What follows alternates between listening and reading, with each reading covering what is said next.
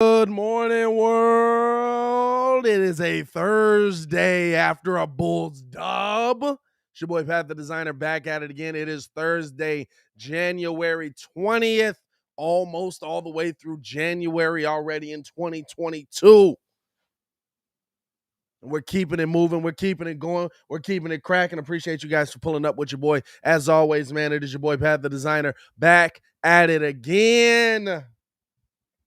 Here for another morning show. Appreciate you guys for pulling up with us. As always, if you guys can, please like the video. Please subscribe to the page because we do this Monday through Friday, 6 to 9 a.m. We're here for your morning drive into work. We're here for you guys waking up, trying to get yourself ready to go deal with the boss today. Appreciate you guys for pulling up as always, man. We got Clayton in the chat. What's going on? We got Ali in the chat. We got Noe in the chat. What's going on, fellas? Let's get it cracking. Because we got a lot to get to this morning. Got a lot of stuff that we want to get into this morning. First thing, first and foremost, it seems like Leslie Frazier is the front runner for the Chicago Bears head coaching job. That's the name that Albert Breer says continuously comes up. Do you like that name? Are you in on Leslie Frazier as the Bears head coach? Are the Bears doing the flip-flop thing yet again where we go OCDC, OCDC, OCDC and can't figure it out? Also, we're going to break down a little bit of NBA today as well. Going to be talking about the MVP race. Is Jokic making his case for back-to-back MVPs? Is Jokic making his case for back-to-back MVPs? We've also got to break down a little bit of what Embiid did last night, dominating on his end. Of course, the return of Alex Caruso. And then Ayo Dosunmu. Is he making his case? Is he making his case for a Bears or a Bulls continuous starting job? Maybe we can't have that conversation yet, but we're going to bring it up. We appreciate you guys for tuning in and rocking with us early this morning. As always, like I said, man, hit that like button, subscribe to the page. Let's get it in. Let's get it in. Appreciate y'all for tuning in. Let's start it off with Leslie Frazier. Leslie Frazier is apparently, according to Albert Breer's article, the front runner for the Chicago Bears head coaching job. Which is interesting to me, right? Because I wake up this morning, I read the article, kind of seeing, what they were saying about why he should be the front runner and why his name continuously comes up. And it's tough for me, right? Because we see in the NFL all the time. All right. We see in the NFL all the time. If you wait around long enough, you will get another shot at head coach. If you wait around long enough, you will get another shot at the head coaching job.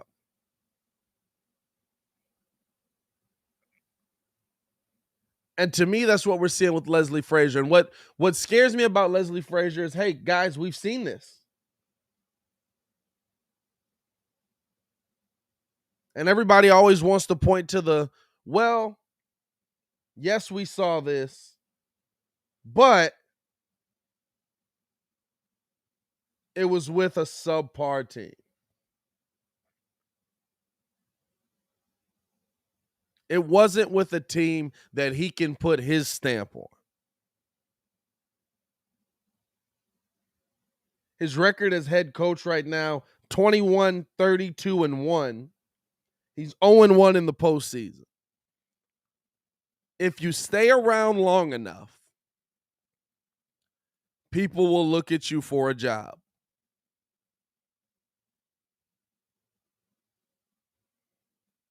If you stay around long enough, people will look at you for a job. And it's no disrespect to Leslie Frazier. Listen, probably a heck of a guy, probably a heck of a coach. But that does not mean that he's the best person to be your head coaching candidate, right?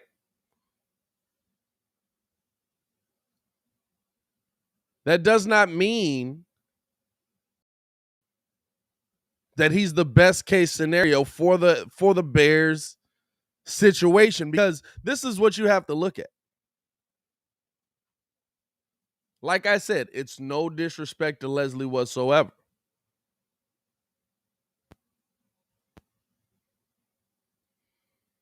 But when I'm looking at what I want for the Bears head coach, I want to see somebody who was able to build a staff successfully. I want to see somebody who was able to build continued success. I want to see somebody who was able to build development in the players that he had there. Leslie Frazier can't state that while he was a head coach. And yes, he's probably a very, very good coordinator. I don't take that away from him.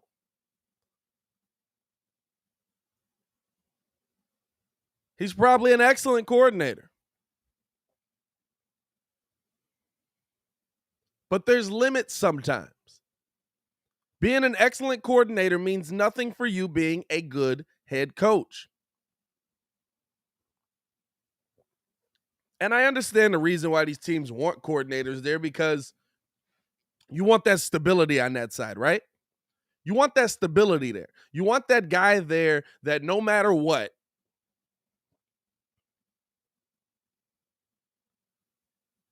you'll have that play calling covered.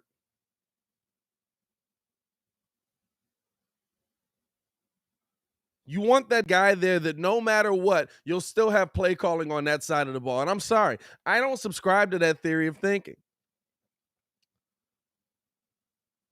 Can he build a staff?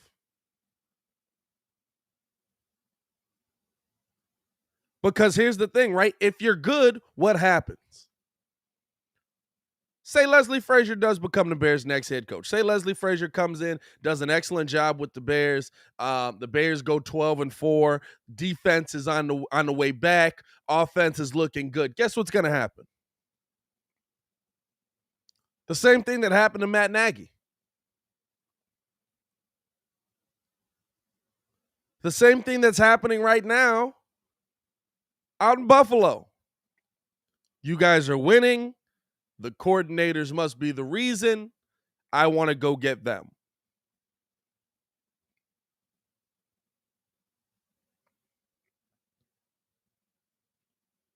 So it's not about being able to just find the right head coach that's great with scheme and great with defense and is really going to build up the monsters of the midway mentality again. It's not just about that.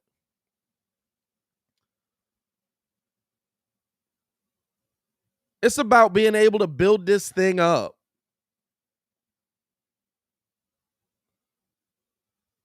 For continued success. I've seen years, right? Levy had a year here, year there where he did great. Couple years where he made the playoffs. Good job.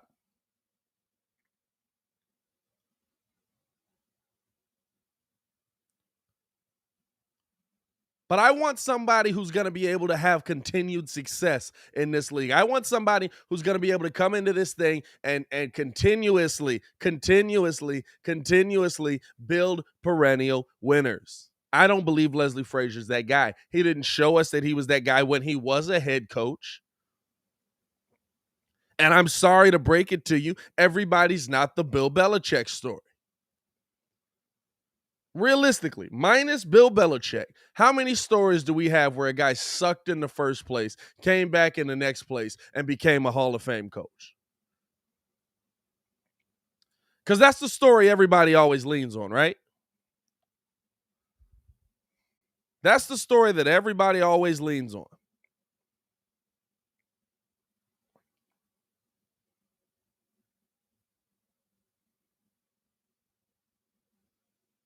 oh, Bill Belichick was with the Browns, and then he left there, or yeah, it was the Brown with the Brown. Then he left there, and then all of a sudden he was a great head coach. How many stories of that we got? You give me somebody else. You give me somebody else.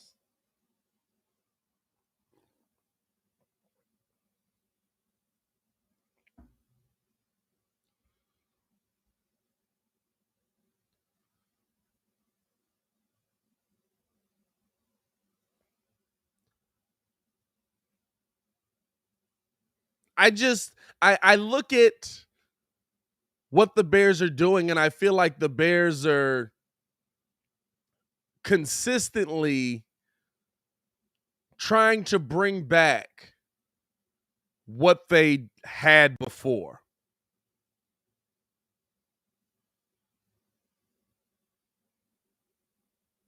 And I'm talking about before.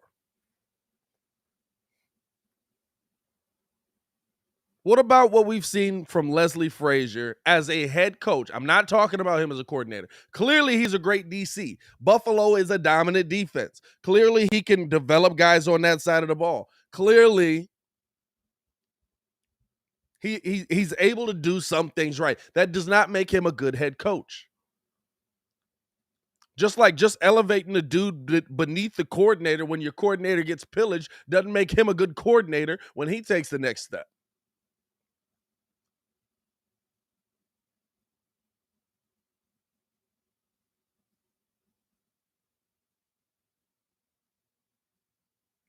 And the bigger topic in all of this to me,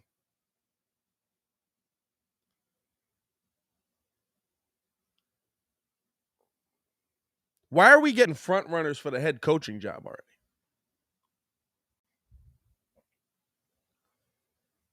Are the Bears again not going to allow their GM to do his job?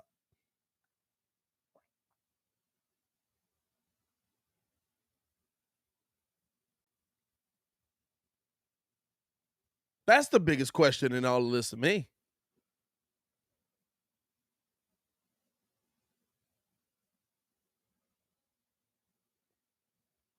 Are the Bears again not going to allow their GM to do his job?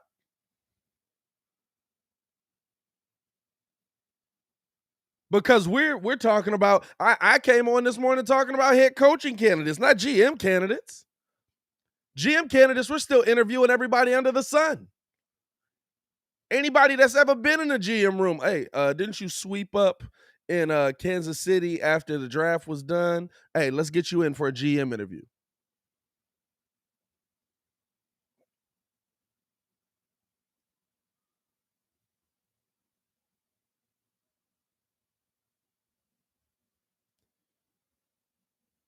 We just love working backwards, don't we?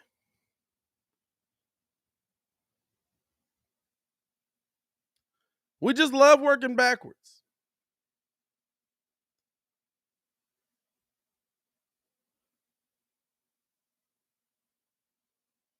If you're just joining us, Albert Breer reported that Leslie Frazier seems to be the front runner for the Bears job. He is the name that continuously comes up.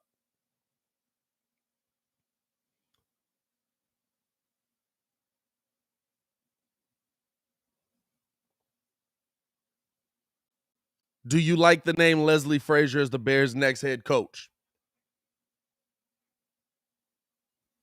Do you like Leslie Frazier as the Bears' next head coach?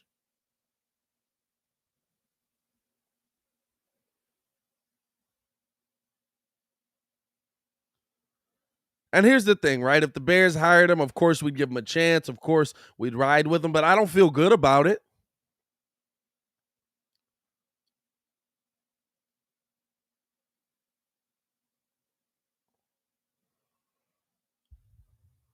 Here's what Albert said. The name that consistently comes up with the Bears is Bill's defensive coordinator and former Vikings coach, Leslie Frazier.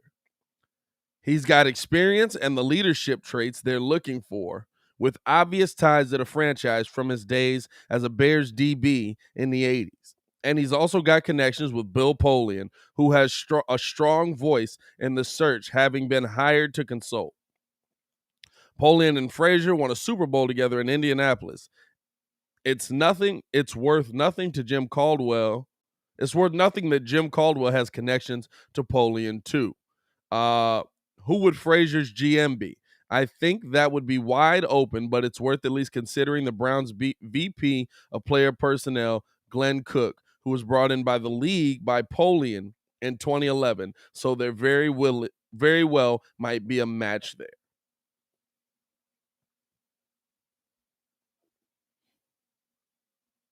So what are we? Just remember, right? Just remember, I said,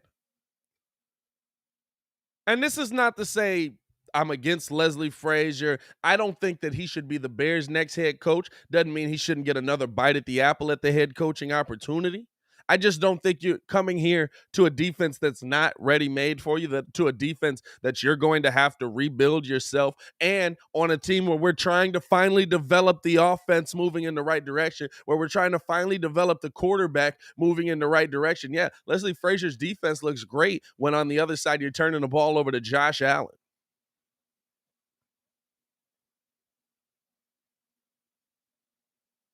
And so I look at this, right? I look at the Bears situation right now with Leslie Frazier possibly coming in. And I'm just looking at it from the outside in.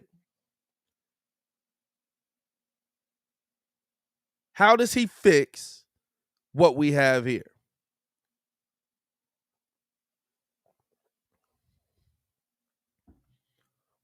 We have legitimately two solid defensive players. I can't say that. Let's see. Quinn, I'm still throwing Mac in there. I think Mac, when healthy, if healthy, is still a dominant force. Roquan, Jalen Johnson. Those are your names right now. Those are the names that you consistently saw impact you on defense.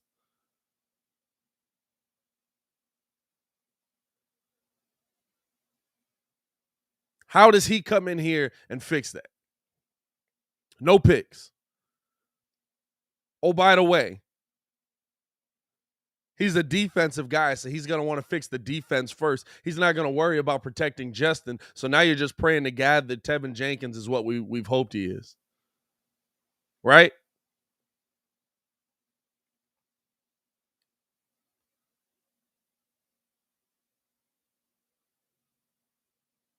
Now you're just hoping to the heavens that, hey, the line you got is good enough because he's going to be focused on fixing the defensive line. It's not a knock against him. It's what he coaches.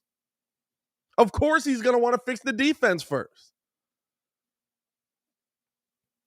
It's what he's going to be calling plays for.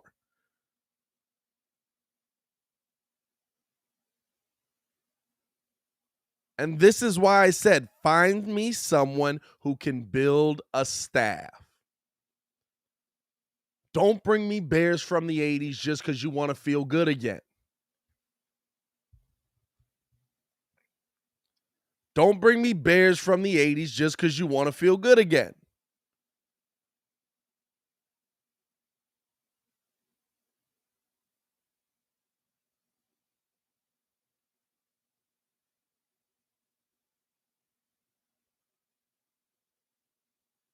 You know what I'm saying? Like, are we trying to fix this thing, or are we trying to continue down the same path? And why, for God's sake, are we picking our head coach first?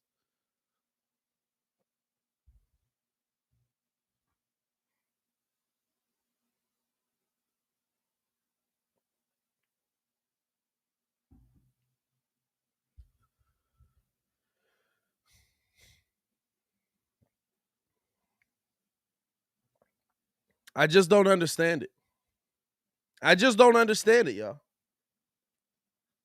I don't understand how this makes sense to this team. You're bringing in another coach that your GM's not going to pick. And remember I said, what is Bill Polian going to do? Right? Everybody was like, oh, he's a professional. He's going to bring in his boys. Why wouldn't he?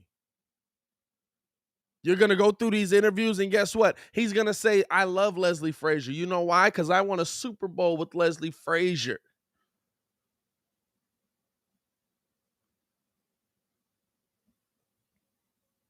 I told y'all he's going to bring in his boys.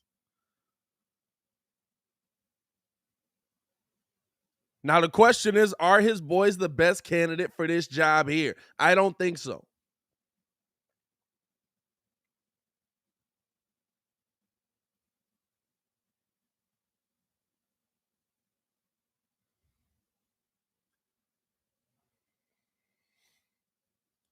And to me, you're doing a disservice to your next year. Listen, Ryan Pace was by all means deserving of getting fired, right?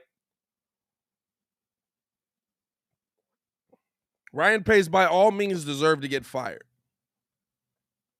But if there's any argument for him, it's that his first head coach he was not allowed to pick because John Fox became available.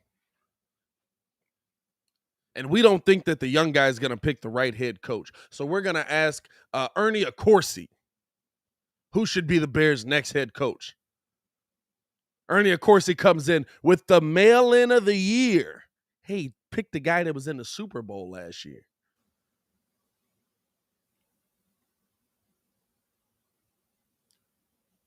And you know what that did? If you really want to be real, hey, listen, we can absolutely blame Ryan for picking Mitch. We can blame Ryan for because if John Fox got his way, we'd have had Deshaun Watson here, right? We absolutely can blame Ryan for picking Mitch. But what I can't blame Ryan for is not having the rapport built with John Fox, because John Fox isn't the guy he wanted in the building. You give me the GM job and then you force a head coach in my face. Guess what? We're not going to mesh like that probably. To make it simple for Bears brass, for George McCaskey, square peg, round hole don't go together. You got to talk in small words for these guys up there. You got to talk in real small words for them because clearly, when you talk in football terms, it confuses their brain.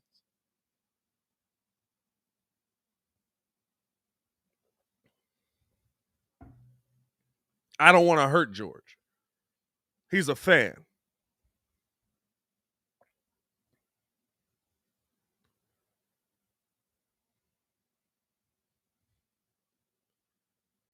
And listen, I might be wrong. Leslie Frazier might come in here, second opportunity, be able to get this thing done, right? Be able to absolutely turn the Bears completely around. He's a great head coach. He's a great coordinator. I just don't see how it works.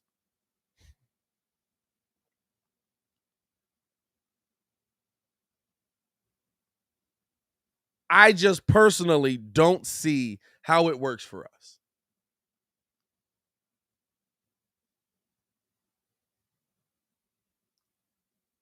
I don't see how bringing in Leslie Frazier and are you going to give him 5 years? You don't have the draft capital right now to rebuild this defense. You just don't. Or should I say, you don't have the draft capital to rebuild this defense and get Justin the help he needs. You can't do both. You've got the draft capital to do one or the other.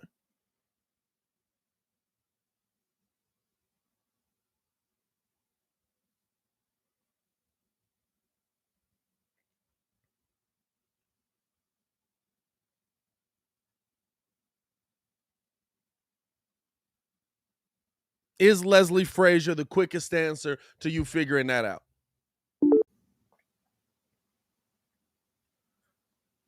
Is Leslie Frazier the quickest way for you to figure that thing out? I don't think so.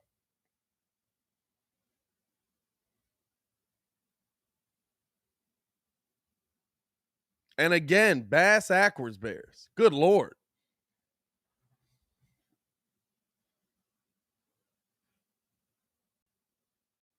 Again.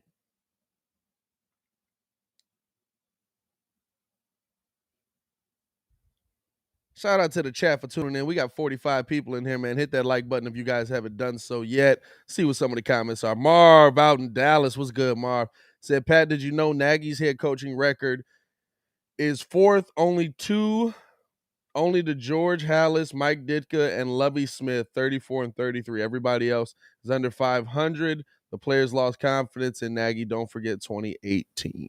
No, I'm with you, dog. I understand what Nagy's record. Nagy has a winning record with the Bears. Okay. What did we see? Was he playing winning football? Was he coaching winning football?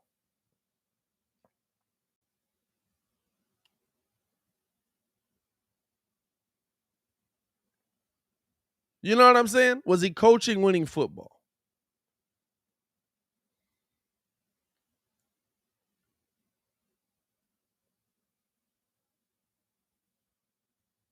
No. He wasn't. And I think Leslie Frazier is getting set up for an opportunity to not coach winning football because he doesn't have any pieces on that side of the ball. Guess what side Ryan Pace was actually trying to build up?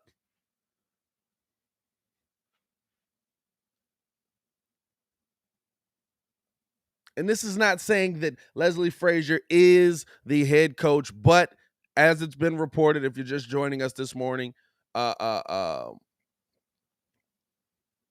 Lord, why can't I think of his name? Breer says that Leslie Frazier is the name that continuously comes up when he's talking Bears head coaching candidates. But have they figured out the GM first? Haven't even heard anything about a GM, dog. So what does it matter who our coach supposedly is if we haven't figured out the GM part? Hey, that's what I've been preaching all morning, my boy. Doing it backwards. It's a very Chicago thing to do. Yeah, very, very Bears way to do this. No, it's Chicago way. I say Chicago because I don't live in Chicago anymore. I don't know. Most of our team's doing it the right way. Good morning, chat. How y'all feel? Man, there's an echo. There is an echo.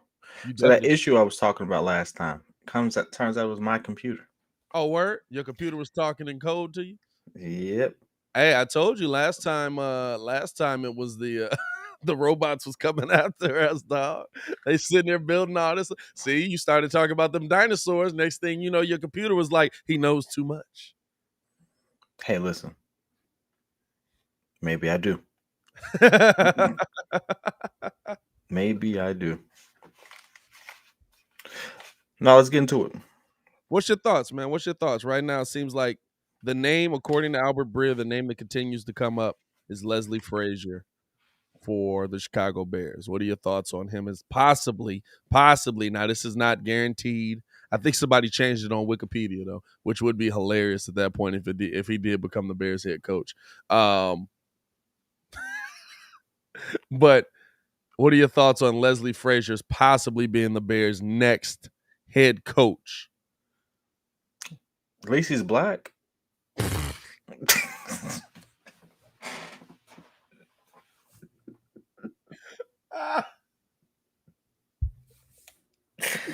Hey man, Fed look like he ain't gonna make it. I'm sorry. Fed look like he gonna go before Virginia do. I'm sorry. What are we doing here? No, don't do him like that. Hey, you know what? That's the most honest answer ever, though. That's really at least he's black. When I tell you that is the most honest answer ever, dog. Like that. Oh God, if we come into the season with at least he's black as the only thing we can hang our hat on for the Bears head coaching hire, I am gonna be depressed. Hey, dog. Didn't know And what that to was say. That was my first thought when every time I saw it yesterday too. I saw his name come up. I'm like, yeah. yo. Because the moment I actually come in and say something, like, yeah, I don't think he's the guy, it's gonna be that one person on Twitter that says, "You don't want to support a black coach." Like, You know what's crazy too? So they had, of course, nah. Like, he said nah. nah. So Like, of course, MLK Day was Monday, and so Chuck was talking about they had Chuck and a bunch of different mugs on the panel before the Bulls game came on, and Chuck said, I just want black head coaches to get the opportunity to be mediocre like white head coaches are afforded." And as soon as they said Leslie Frazier's name, I was like, well, he's going to get his opportunity. And I felt bad for thinking it, but then I was like, nah, dog. Like, when you got a record of 21, 32, and 1, what you want me to say? no, in all seriousness though, Jay Chris said he was on the last Super Bowl team we had. Like, he was like on the team, or he was like a coach on the No, team. he was on the team. He was a DB in the 80s. Like, but at the same time, again, Oh man, listen, why are we even having this conversation? You know good and well he about to get that job. He's from the good old days. Like, oh God. well, not even that. You know what I'm saying? Because this is the thing. What did I say to everybody when Muggs came in? I told y'all, Bill Polian has no ties to this organization. He's gonna bring in his guys. When Bill Polian was GM, Leslie Frazier was DC.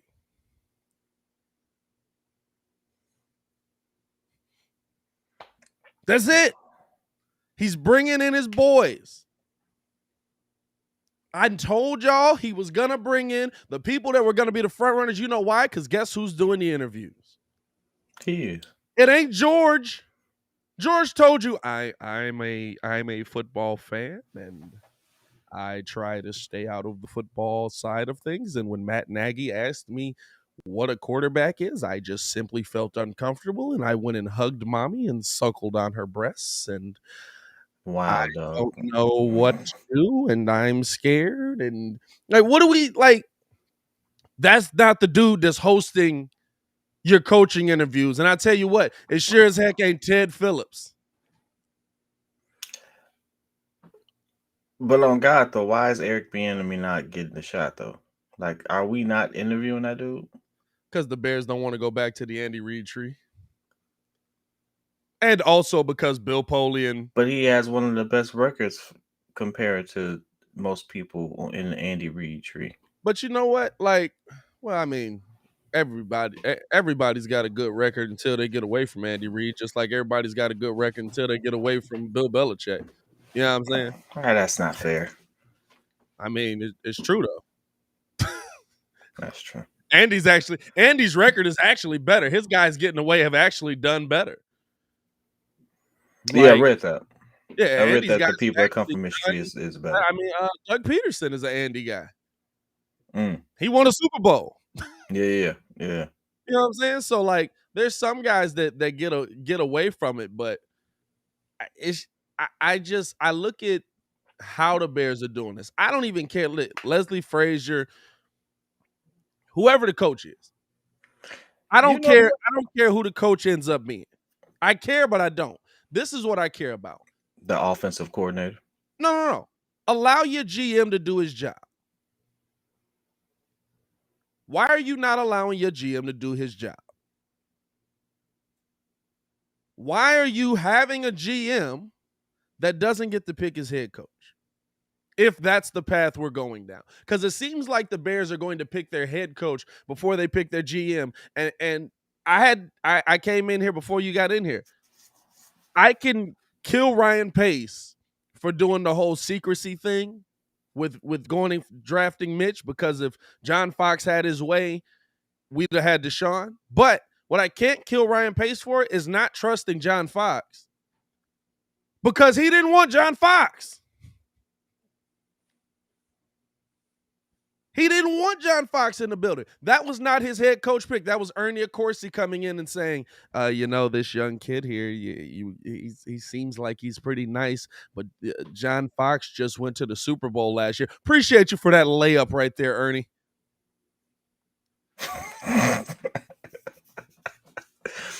Hey, listen. Fans came in, probably got what, about a mil off the top, maybe 1.5. Just say, go pick the dude that played in the Super Bowl last year. Or that coached in the Super Bowl last year. Let me ask you this, just to play devil's advocate. You know, that's who I am at this point, right? Basically a ghostwriter at this point. Hey, man, listen, you might as well call me Gilbert Arenas at this point. Still will not leave him alone. I'm not gonna lie. Might as well call me Gilbert Arenas. Without the swear words. But in all honesty though, is it possible that they're interviewing head coaches because they've already picked their GM, and they're really just by suggestion interviewing the guys that he put on the table that he would go after? There's a possibility.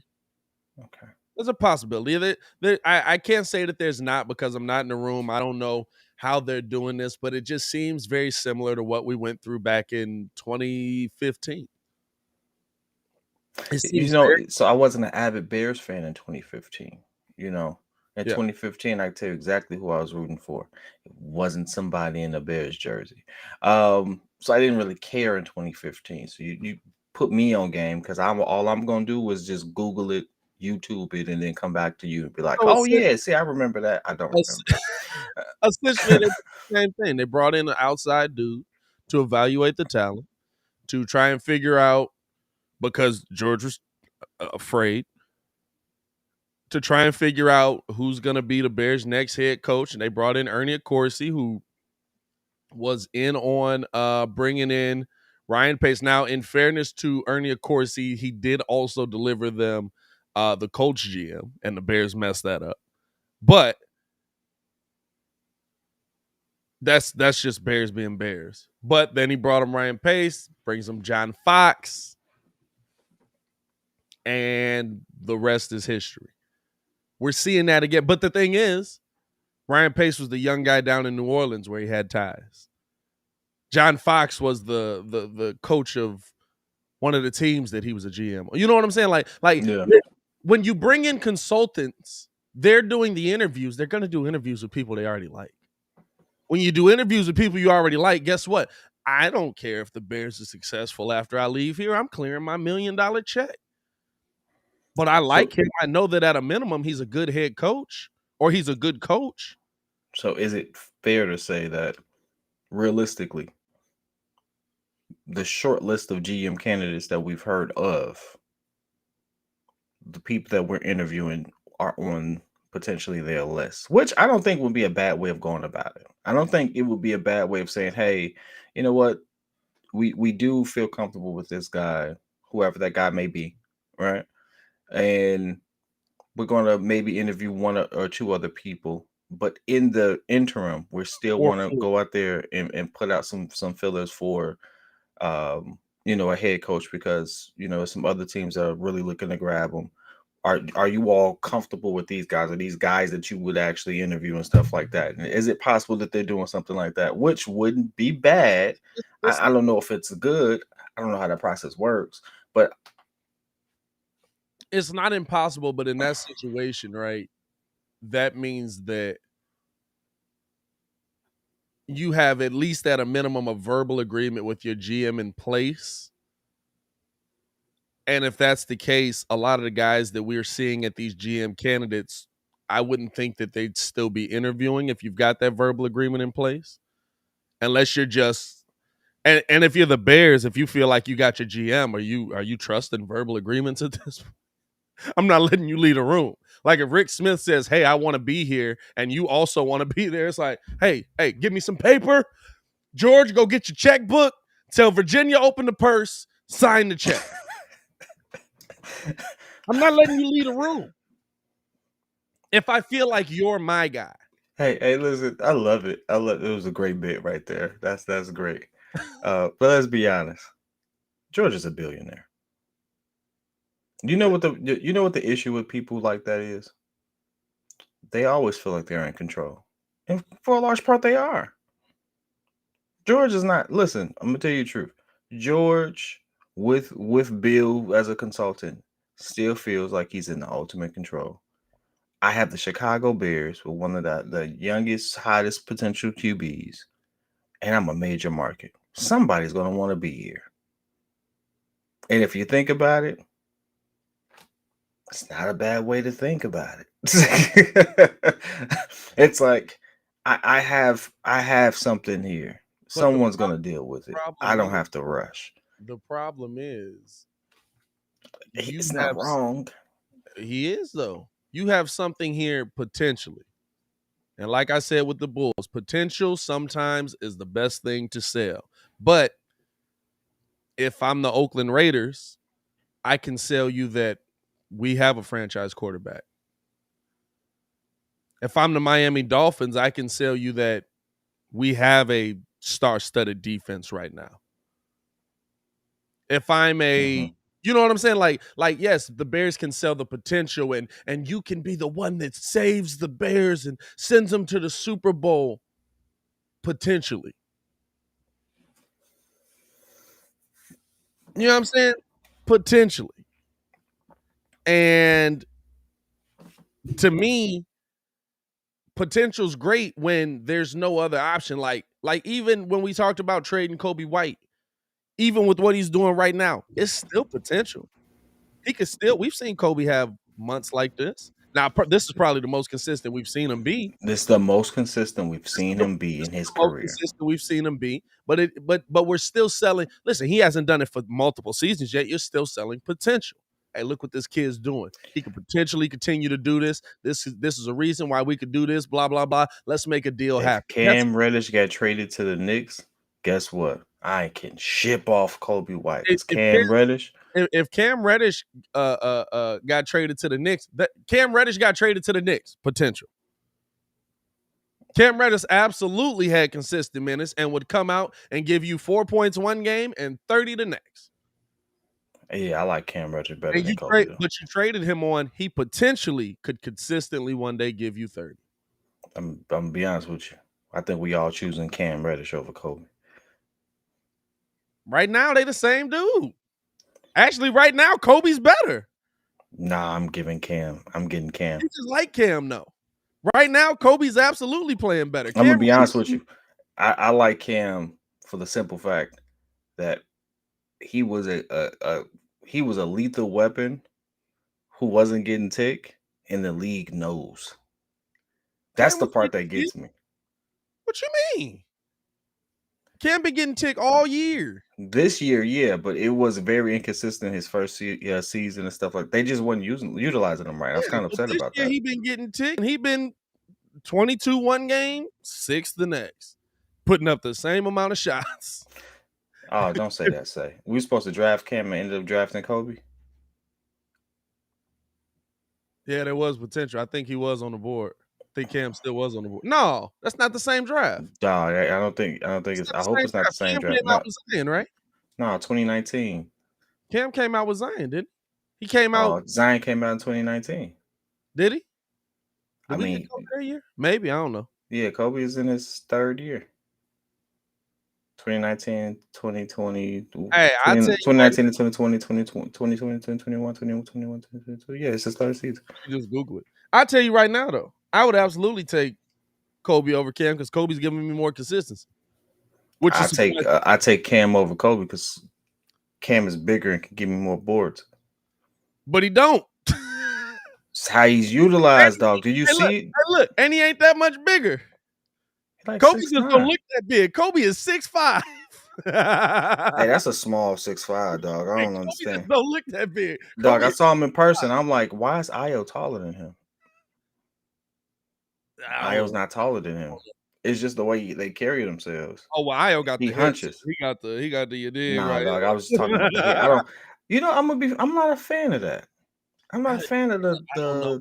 Yeah, I don't know. Him and Ja and at least Garland. Ja let it hang a little bit. Balls, but I Well, I mean, mean, hey, it's still growing, man. Let him Drake. But what do no, you mean? I just look at like the potential. You know what I'm saying? The potential of the Bears sounds great. Dog, Cam Reddish is 6'8". What are you talking about? That's a major deal in a lot of situations, dog. What did you talking? What are you talking about here? Maybe 20% off with the promo code Bree. Your boss will thank you. But no,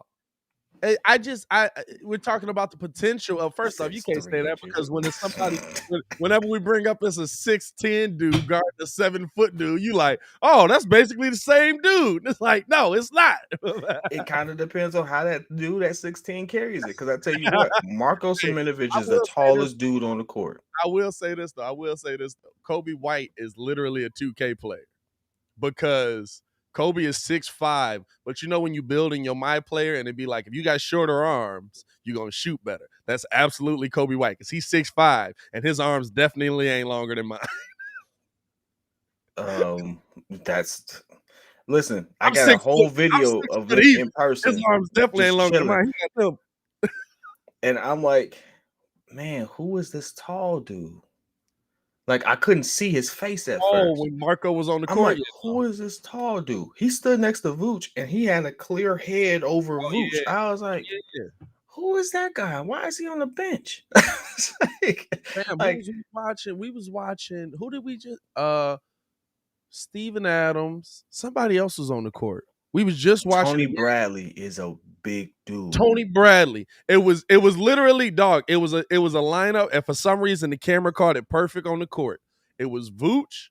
It was Steven Adams, who had him by maybe an inch. I don't know. It could have been the hair. Tony Bradley. And then Tony Bradley just walked behind and cleared everybody. And I was like, fam, I don't think I realized how big Buddy is. Tony Bradley is a tall dude, and he has those.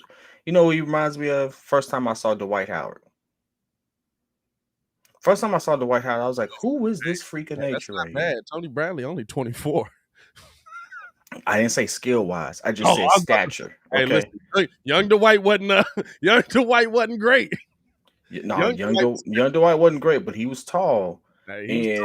It was like his third season when he started to really lift weights. He was catching Kobe's manscape to the face. He definitely caught that to the face. That's one of the best dunks of all time right there. If you ain't never seen a poster, that's a poster. Boy, that's a poster. And I got my Kobe shirt on. But anyway, no, seriously.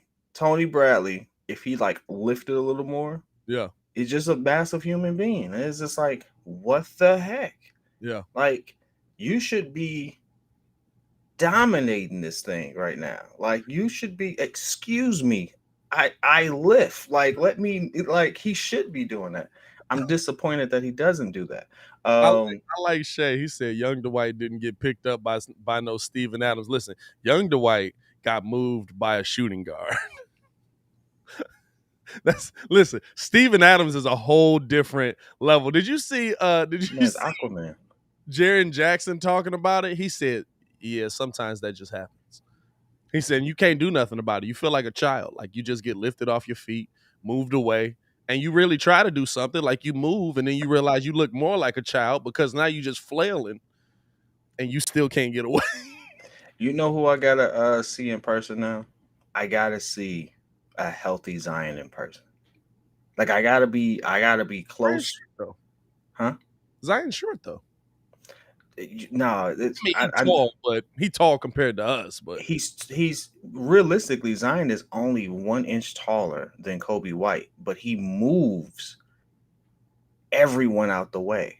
Yeah, and it's like on TV it looks different, but in person, I gotta see how he bullies people. because to me, in person, the game looks totally different in person. Like I never, like once I got back home, I was like, I really don't want to watch TV no more. Like now I see why the seats are worth it. Like, NBA is a great watch in person. NFL to me, I watch at home every time. Field too big. you can only see half the field Field too big. unless you're center field. No, even in the center, I hate watching people backs. I can't tell if it's a touchdown or not. I got to react to the people at the end. The really to me, the only good seats are in the end zone, and you only get to see your team for half the game. So you just got to hope they pick the right direction, so that in the second half they coming towards you, and then you got to hope they scoring touchdowns. I'll never forget. My dad got some seats, and we were sitting behind the. We wasn't sitting in the end zone. We were sitting behind the end zone, so like a little further up. But he was like, oh, you'll get to see like the Bears. I think they picked the other way, so they was coming towards us, but they were bad. So he was like, never get it down. the Bears get into if they score a touchdown. Never got past the 30.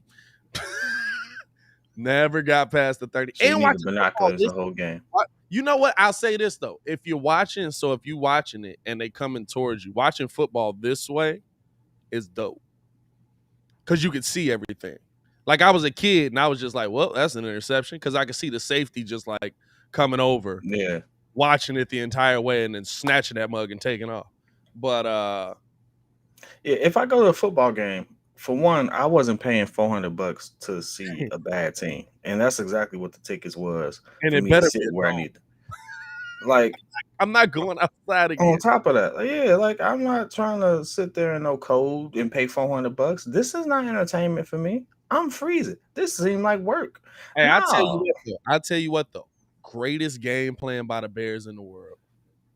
We're not gonna put a dome on this thing because if they're cold, guess what they're gonna do? They're gonna buy liquor. They buy liquor, we make more money. They're gonna buy liquor to stay warm. It's not a bad game plan when you think It's about a very hobo way of thinking about it, but good Lord. Listen. And a beer is $12 for no reason. For one like that. I'm not spending $12 for. First of all, ain't no beer keeping me warm. Oh, beer keep me warm if I drink enough of them. You a different breed, dog. I need vodka. Hey, vodka, $27. No, for a shot of bottle. For a shot of rubbing alcohol. I can't do it. I'm so happy. Listen, I'm not going to a game. I go to one game. Yeah, I'm going to one game. We're gonna vlog it. I'm gonna pay good money for these seats. I hope the team is good, but I'm gonna let you know right now, if your boy is trash, the day I go to a game, I'm burning the jersey and you're never hearing the end of it. That's a dumb way to look at it. No, I don't care. Oh, okay. As long as you don't care that it's dumb. I don't care. The day I spend $500+ on these good seats to see you play, you trash? Nope. No, and the reason I say that is because the games that we would want to go to, the seats are about $500 if you can get the seats. Nah, I would absolutely go to a Bears game where they playing a trash team.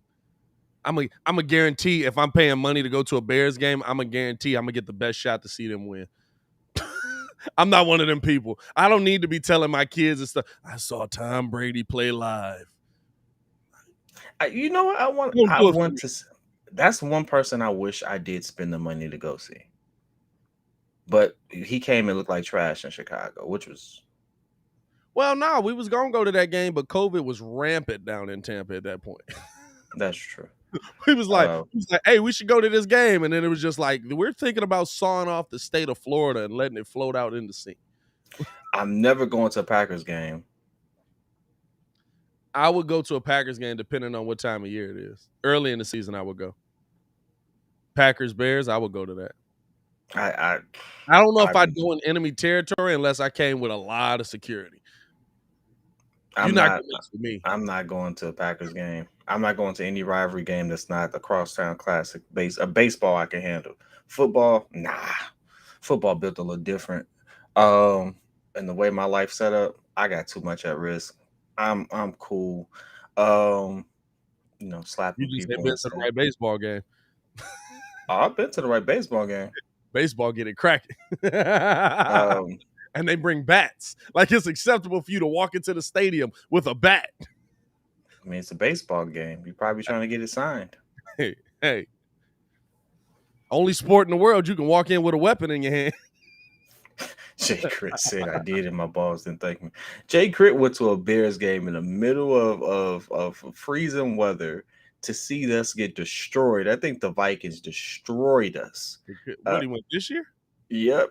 I think the Vikings. I think you went to go see Kirk Cousins put on a clinic. That's what happened. Dang, I felt bad for you. But at least you went, dog. At least you went. Pat Mahomes. I don't know. I don't get the excitement out of seeing these big name play. Like I just like I get there's certain players I guess I would have wanted to see, but I like would have loved to see Drew Brees. But I would even love like to see even Peyton like Manning I've probably seen every major name baseball wise. And not every, but I've seen Jeter play live. I've seen Nomar Garciaparra play live. I've seen Ken Griffey Jr. play live. Well, he played for us, but I also saw him in Cincinnati. I've seen, you know what I'm saying? I've seen Ichiro play live. I've seen all of these mothers play live. I don't care. Like it was cool. Like it was like, oh, Ichiro caught he took away a home run. It was like, oh, look at that. But the thing is, like, usually these players are on the other team. So I spend 9 innings rooting against you. And my dad's sitting there like, remember this because it'll be something you can tell your kids about. And it's like, all right, I don't want to tell my kids about the time Ken Griffey Jr. put 16 rows deep on my team while we were getting beat 16-6. No, you know what? But in all actuality, that's where you have to not be a fan of your team and more of a fan of the sport.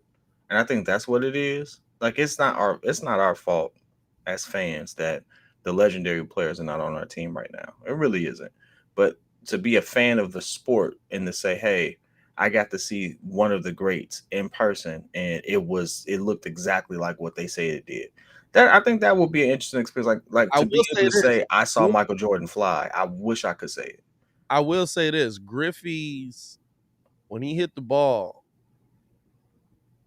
and this is among major leaguers, there's only two people I've watched it sound different: Frank and Griffey. I've watched Paul Konerko hit a home run, Joe Creedy, all them dudes that had that, Jim Tomei, all them dudes that had that power. Frank and Ken, when they caught one, you knew the second they left they bat, like, oh, that's gonna go a long way. Oh, don't even hey, and the players knew it too. You would see the play. I'll never forget Frank caught one. We went to a game, bases loaded, Sox were down 1. We just needed to get 1 run in, bottom of the 9th. We had 2 outs. Frank come up the bat. Bow! All you saw was the pitcher go. He ain't even turn around. He can hear it. He just turn around. He just heard it. It's like, oh, that sounded like somebody's dead. That was a gunshot. But I guess it's cool to say that, but it's like, to be honest with you, it's probably because I saw Frank. Like I saw one of the greatest hitters of all time do it on my team. So it's like, nah, you ain't him. Griffey was, but like most of them was like, nah, you ain't him. So baseball is your thing. For me, is basketball. I would have loved to see Mike do it. I would have loved to see Kobe. I really did have tickets to go see Kobe, and he got injured. And that hurt my heart. I was like, I really want to see him. Yeah. Really would have loved to see AI in his prime. T-Mac, which I don't consider him all-time great. Basketball is one of them where it's like, I feel like you can attach yourself to individuals. You know what I'm saying? Especially when my team was like Kirk Heinrich and them, like, we didn't have no crazy athletes on the Bulls at that point, but you can attach yourself to the AIs, the Kobe's and stuff like that. My dad just wasn't taking me to them games because they were stupid expensive. But Hey, listen. Stupid expensive. Kobe came to town, ridiculous. I got to see Dame in person. Seeing Zach in person was cool. He had a bad night. Seeing DeMar in person was cool. His turnaround fade looked just as smooth as I thought it would. Yeah. But to see that there's a clear difference between how he does it and where he got it from, it was like, man, I really wish I saw that. The person I really want to see in person too, KD, Kyrie. I got to see Kyrie play one time. Man's a freaking magician. I got to see it. Well, if we get an Smooth as ECF, Dame. yeah, if we get an ECF, we might have to. Dog, them tickets gonna be so freaking expensive. Yeah, we gonna I be gotta sitting. be. I can't do anything more if it's not a suite. Like, it has to be the 200 level. I mean the 100 level. Yeah, Or better. I can't do anything else because other than that, for one, I can't see, and for two, it's not the same. It's just not the same.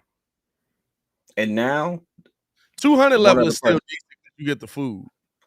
I mean, you gotta see Steph before he retires.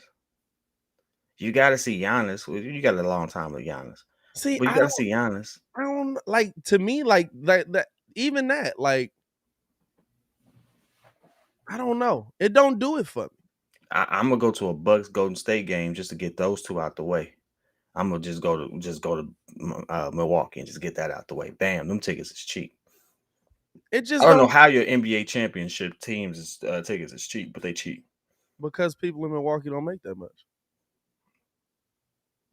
Muzz we was having a because I got a bunch of friends in Milwaukee, and they was talking about just how like everything in Chicago is just stupid expensive. I was just like, all right, I mean, I don't know. It's normally priced for us up here, and he was like, that's because y'all make crazy money just to be in that city. And of course, it's like y'all make money just to survive out there, and it's like, no, I guess. But then you go to Milwaukee, and you're like, oh man, it is really very different out here. Like, I feel like I just went down south, and I didn't. Hey, sign me up. Let me go ahead and get them tickets about you real quick. Yeah. Uh, he said no LeBron James. Noticeably, AJ Chris. That's what's funny. I went to Luol Deng's retirement party. That they had a private event at the Bulls game. And I didn't realize how big everyone was. Talk to Tyrus Thomas. Talk to Joel. Joakim. I just talked to Luau. He wasn't. He's actually a little shorter than I thought he was. Still a massive human being. Shorter than I thought he was, though. I Yeah. just thought he was just taller. You know who I saw there? Who I thought was like a staff member? John Lucas III. He was the only guy who was like he was there and stuff You like that. thought And I was like, JL was serving drinks, dog? I thought he was serving drinks. Got a chance to chop it up with Pargo.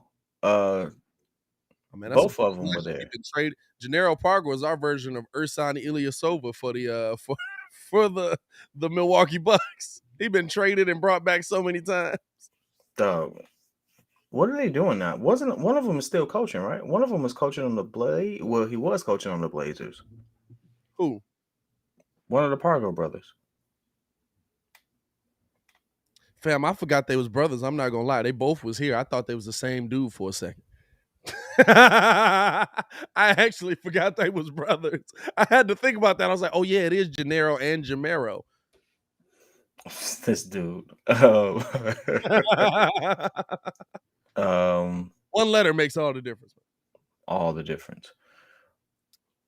No, I would love to see some of these players in person because in their prime, your prime is realistically short. Like, you're not gonna get, well, maybe I can't say that because medicine is changing, the game is changing, but players like John Moran is going to have a hard stop at one point, just like Russ is having a hard stop right now. Like, he's still effective, he's still Russ, but it ain't the same, right?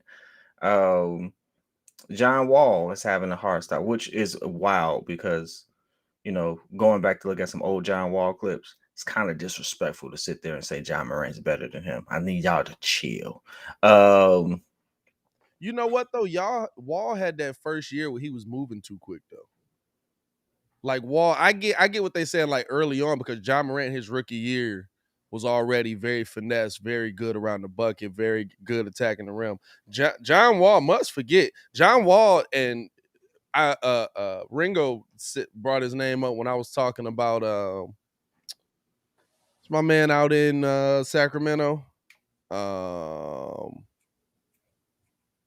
What's my man's out in Sacramento? Why can't I think of him? They about to trade him. Buddy Hield? Nope, point guard, De'Aaron Fox. De'Aaron Fox.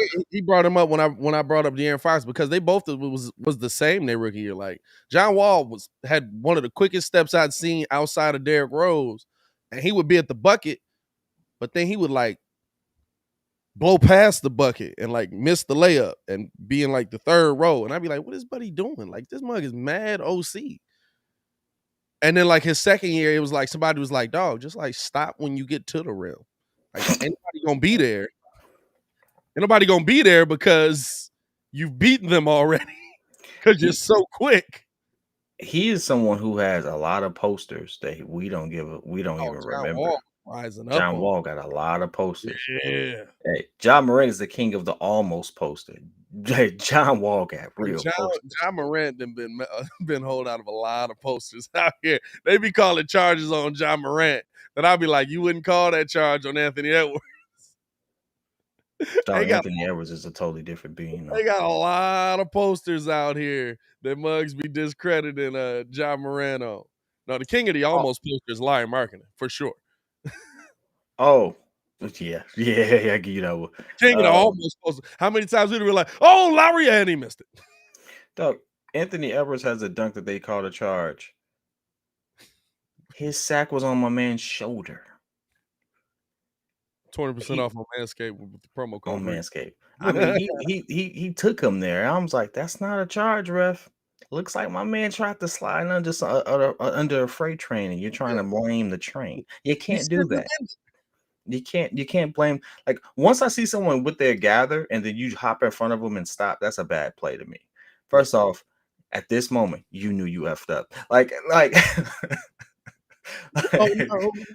oh no. Oh no. Even if the bucket don't count, you are forever going to be on a poster. Yeah. At least in my world, because I'm definitely gonna put it up there. And it's tough too, because like I feel like those plays die. Cause like I can't even remember who it was on. I do remember he got called for the charge, but I can't even remember who it was on. But I definitely remember Yuta Watanabe getting the full force slammed out of him. Still in the league, by the way. He'd do that 10 times out of 10. It's not a great career choice. He said he wanted to do it. He said he would do it every rep. Hey, dog, I think he got done up again. No, he might have got somebody back. It wasn't Anthony Edwards. He's put some people in the basket. My whole career goal for the rest of my life will be to dunk on Anthony Edwards. Ant-Man ain't gonna let that happen. My whole career goal for the rest of my career would be I gotta get him back. Ant-Man ain't gonna stick him. Hey, you got to get him in a switch. You got to make it count. The one time you're not gonna get him too often in a game. You got to make it count. I would play myself into a superstar player just so I can make sure I'm on the court when you on the court. I would use that as my driving force. Oh man, since we transitioned into a little bit of NBA, man, let's keep it going with the NBA because we got a couple dudes right now out here that both on some, I guess we could say subpar teams based on what we expected. Subpar teams based on what we expected the teams to do, but neither a subpar player, and both making a case on the MVP race. Is Jokic making his case on back-to-back MVPs, and is Embiid coming for the MVP that he felt he should have got the year before? I watched that game, absolutely making his case. Definitely most valuable player on Denver. You got to look at the injuries that they have. They're both in very similar situations, but Denver is in a playoff position. They are 5th or 6th seed in the West. 6th seed in the West right now. 6th seed in the West right now. He has Michael Porter Jr. on the bench. Right? Huh? Philly is 5th in the East. They both contention. Yeah, so very similar situations, carrying their teams. Jokic is doing everything. Jokic is I have nothing but a high regard for Jokic because he really does do it all. And that's not to say Joel doesn't, but watching it feels a little different. Just how he controls the whole game and things of that nature. Um, and still puts up what I think he had 48 last night. 40, was it 48? Jokic had 48, 47, 48, you know. Something like that, yeah. But oddly enough, Joel is in the same boat. You know, he has That's why I said it's actually an interesting race right now. Because to me, they both missing players. it's them two. And the rest of the rest of the league. Like Muzz are like, DeMar's number 2 on the MVP voting. And I'm like, listen, I love DeMar, but Nah. I don't DeMar see nobody in the Bulls might jersey. be because he's people are feeling he's having a resurgent year and he's on the Bulls. But does that mean he's the league's most valuable player? 49, 14, 10 for Jokic with 3 steals and 1 block. Doing it all, dog. Doing it all. And Embiid last night had a 50 ball. 50 ball, 12 rebounds, 3 blocks, 2 assists. Yeah, Jokic wins that matchup for me. Shout out to Mo Bamba coming into his own. Yeah, but absolutely. He had this is 28 by the end of the first half, 32 by the end of the game. 32 by the end of the game. And B was like, we gonna stop that. You know what I'm saying? So Jokic to me wins that matchup just because look at it, 49-14, 49-14, and then 10. You said so it was a nearly a 50 ball with a triple double. Got to find a way to get that 50-point triple double, Jokic. By the way, come on, bro. I don't think he was. Hey, listen. That's when you confident you're gonna be there again. Yeah. I ain't worried about the 50-point triple double. I'm worried about getting this dub. Looking at the last 10 games for them too. Like it's interesting because of how similar their situations are. Man, very. Embiid, I can go past 10 games. 30-12 or 50-12-2, 32-8-1, 32-12-3, 25-13-6, 31-6-3, 31-8-6, 31-12-7, 31-5-4, 31-15-10, 34-7-1, 36-11-4, 36-13-1. He had a down night this night. 23-10-2, shot at 6 for 17. Right back at it. 41-10-5, 32-9-6. Embiid freaky, bro. Embiid, he's that guy, man. Embiid is freaky, bro.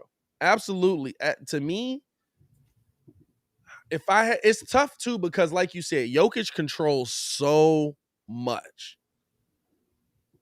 He controls so much of the game. He controls so much of what Denver's doing. He's in a worse situation out there due to the injury situation that surrounds him. Hey, he has 5 games of exactly 31 points. Who? Joel Embiid? Yeah. But then you look at Jokic's numbers, and I mean, it's about how deep it goes. You know what I'm saying? 49, 14, and 10, 25, 15, 14, 17, 12, and 13. He's got 3 back-to-back triple doubles right there. 28 and 7, 21, 13, and 8. You know what I'm saying? Like, and you know that 26, 21, and 11, like, you know that he's controlling so much of what Denver does. He's essentially their point guard. 49, 14, and 10 is a wild stat.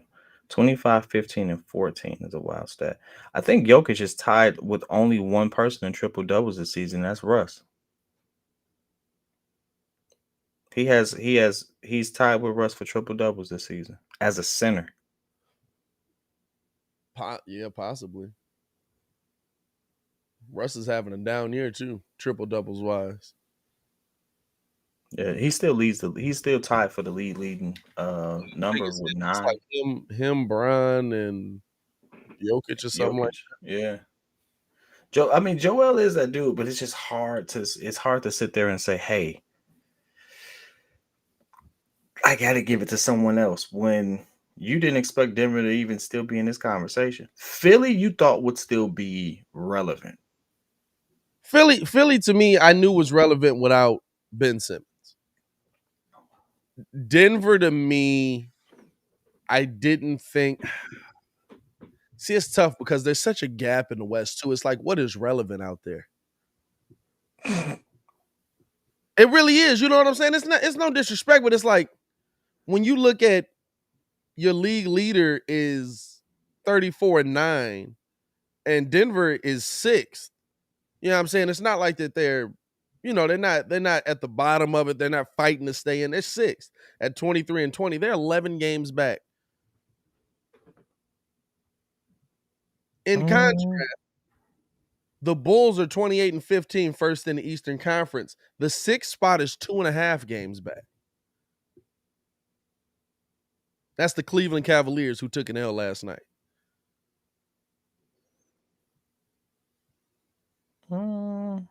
It's tough for me. You know what I'm saying? Like it's like what is really, because who would they play right now? They would play Memphis. That'd be a good series, 3-6. I like how the West is spread out a little bit more, to be honest with you, I don't know. because you got to realize the Bulls are like, while we survived this 4-game losing streak or whatever, Yeah. we go on another one, we could absolutely be a 7 seed. Oh yeah. Oh yeah. And I don't that's like how I don't like that I don't like that shift like that. and That that shift right there is terrifying. but you know what? To me, that speaks to, like, so here's the thing, right? Is the East better or the West? Because you're thinking you're playing more teams in the East, you're playing more teams in your conference. And so when I look at the East, I see a bunch of teams that are hard nosed, hard fought, trying to get the job done, and they listen, they working through it. Cleveland was what, 4th last night? Now they 6th. Well, I Guess what? mean, I was saying, guess what? Cleveland come out with a win tonight, they could be right back up there.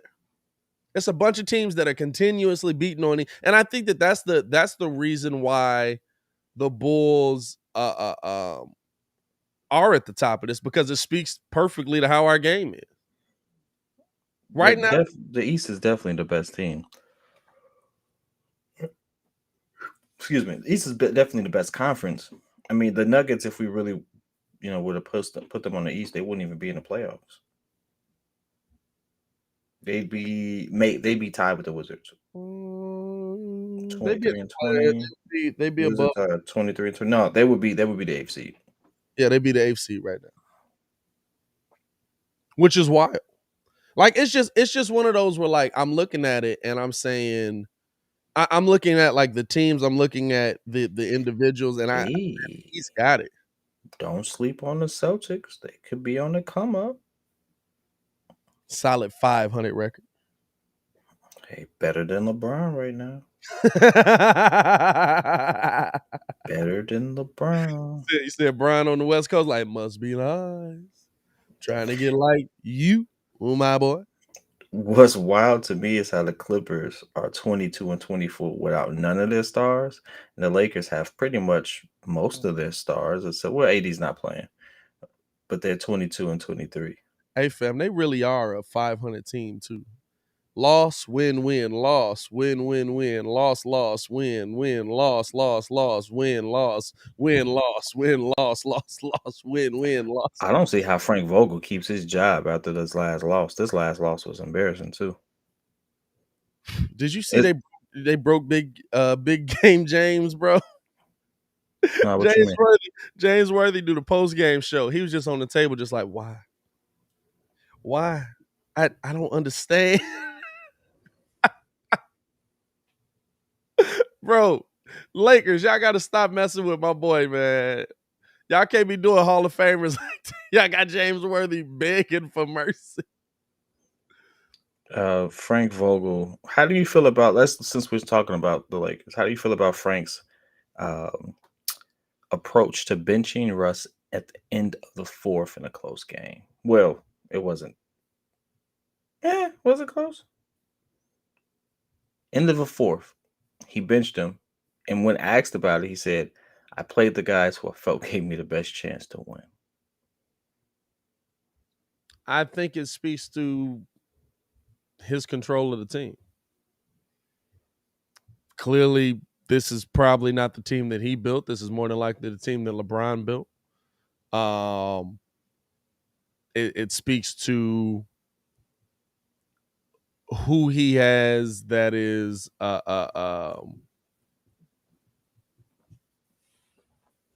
in place. My bad, dog. The windows in this house. So y'all know I'm in the basement. But I left my Akita outside because he's built for this weather. So I guess he's ready to come in. So it's like windows perfectly placed around the crib. So every now and then you just see him look at me in the face. And it's fairly terrifying from this angle when you just look up like, oh, snap. Yeah, What's that? What's the that? camera doesn't do it justice. This Akita is like a beast of a small bear. Like I don't know why he keeps saying like, oh, I have an Akita or I have a small dog. This thing is huge. Because that's how Akitas are, dog. If you say Akita, you know what kind of dog it is. But but he's a large dog. But he just looked me dead in my face like, my G, I'm out here. It's like, oh, okay, all right. Man, go let your dog in the house. Let me Dog. text your mom. No, but hey, he built for this. But it's Apparently actually he's not because he's looking like a. nah, it's Let me actually a warm day for him, actually. Which is wild. Russ actually did not have a lot of turnovers. Russ did not shoot a bad percentage last night. I think Russ is more so saying, listen, I'm gonna take a back seat. I'm doing a lot of misses. I'm struggling shooting wise. I'm just gonna facilitate this thing. I'm gonna get my points where I can. And I think maybe that's not the dude Frank Vogel thought he was getting. That's not the dude Frank Vogel wants. I don't think I get why Russ went back. It's home. You want to win at home. You want to play for your hometown team. You want to say that you wore your hometown jersey. Same thing D Wade did. I've never thought that the move was a great move. I thought it was a move that we're gonna see possibly work out just because it's Brian and Russ and maybe they figure something out. But we've known from the beginning that team don't fit together. We've known from the beginning. We said We said it as soon as we saw it. It best don't piece work. they added was Melo, and Melo really ain't playing great out there. Because He's been better. you asking him to be a spot up shooter. Yeah. You know what I'm saying? Like, it's not Melo. It I wasn't think Melo out in Portland. It wasn't Melo out in New no, York. he's playing the same role he played in Portland. Yeah, He but is. And he's doing well when he's playing. when they give him the room to ISO, he's doing well. But we're seeing so much of him where he's just in the corner and Russ is driving and just kicking it out to him. I'm like, why is Melo standing in the corner? Mm-hmm. Like, that's not his game. Melo is, I'm on the baseline, I'm blowing past you, or I'm muscling past you, or I'm standing in the post, boom, bump, turn around, jetting. You know what I'm saying? Like, we've watched this for how long? And it's too many ISO ball players. It's too many. I'm gonna be able to dominate you one-on-one players. And you would think it would work if you let Russ play the point guard, but Brian's playing point. So I think that's the why'd you one bring thing him that here? we're not really taking into consideration. I think Russ's confidence is down. I haven't seen Russ's confidence this low. Nah. You can hear it in the post-game show. Yeah. And so he's being underutilized. He's not, this is not working out the way he thought it would. He was promised to be the point guard, and he's not been the point guard, which Yeah. is kind of hard to say because when he does get the opportunity to be the point guard, it's like I kind of see why LeBron is the point guard. It's one of those things. It's like, man, either the athletic fall off for him is just that hard, Yeah. or I think it's a combination of two things. Though one, Russ, just like James Harden, has had a hard time adjusting to the new way refs call the game. When the refs initially changed how they call the game, James Harden suffered the worst. Russ did too. Russ got to the free throw line a lot. He's not getting to the line as much. Yeah. he's also not getting as many opportunities to get to the line at the same time. So when you take away 6, 7 shot attempts, Yeah. all of that comes. It's so much. It's so like it's you can't just put it on one thing. It's so many things and it compounds, and it's like overall it still paints a bad picture. Don't get me wrong, Yeah. but I don't think it tells a full story, and that's one of those things where it's like I definitely try not to be just solely a stat guy because stats can overinflate a person's legacy, but it could definitely kill a player unnecessarily. Um, and I think Russ is so interesting. He could be on both ends of that spectrum. Like you could sit there and say that the triple doubles is overinflating the importance that he has on some teams, but then it's like the numbers tell you when he get a triple double, it's like a 73% chance of winning. It's like Hey, listen. how Hey, listen. Lakers ain't won much since he ain't been getting triple doubles. I will say that. you know what I'm saying? So it's like it's kind of like why don't you just let Russ cook and see what the numbers look like?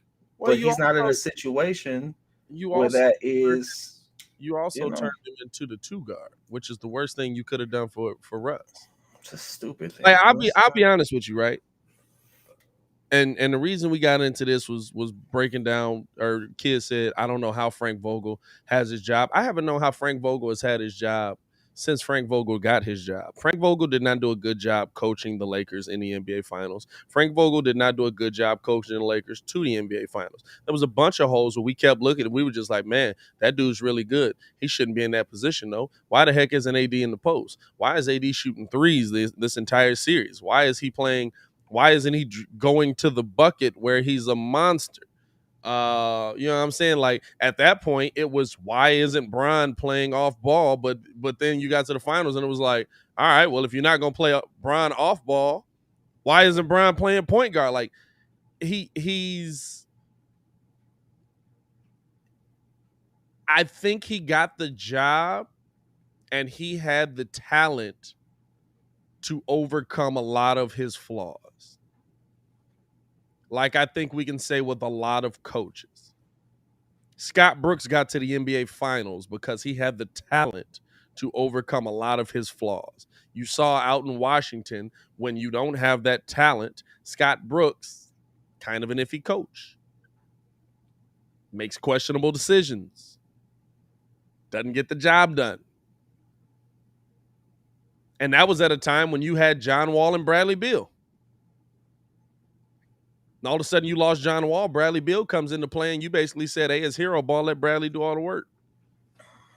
You know what I'm here's saying? an interesting stat for Russ.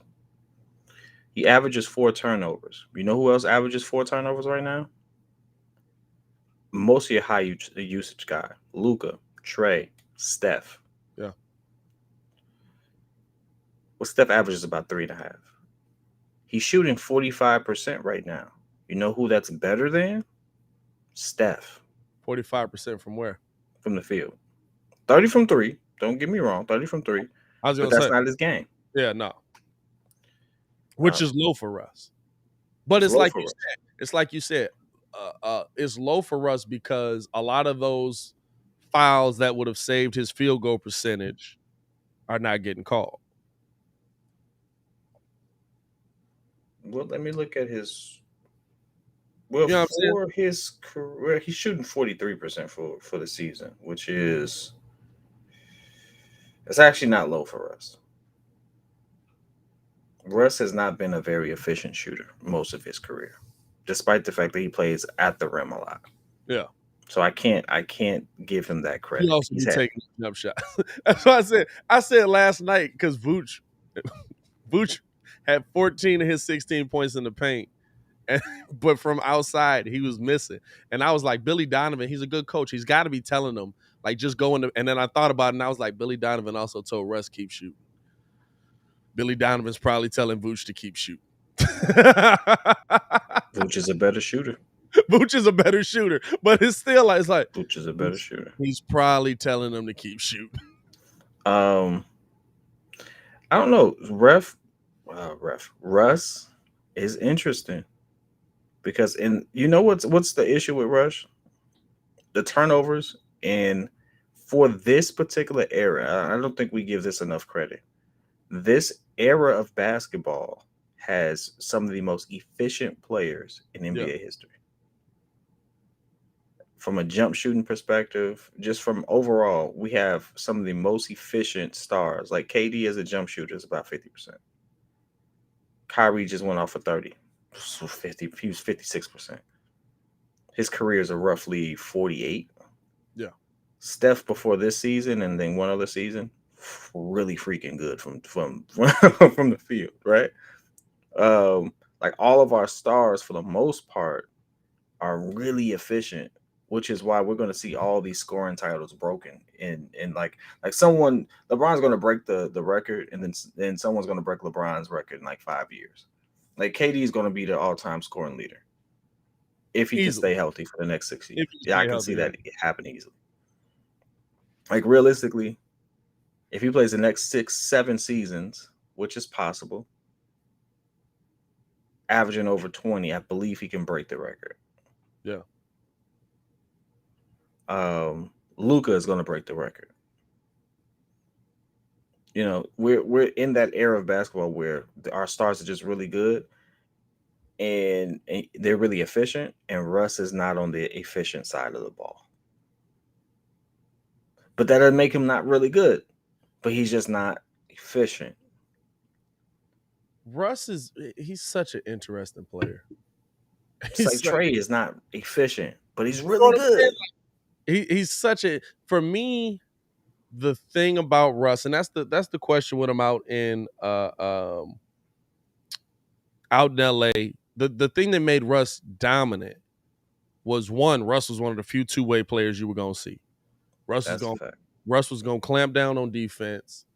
He was just stronger than everybody on the other side. Until we saw that dunk on Gobert, you heard me, and Russ is my dude. I sit here and I defend Russ to the death. He's a good player. He's a Hall of Famer, first ballot.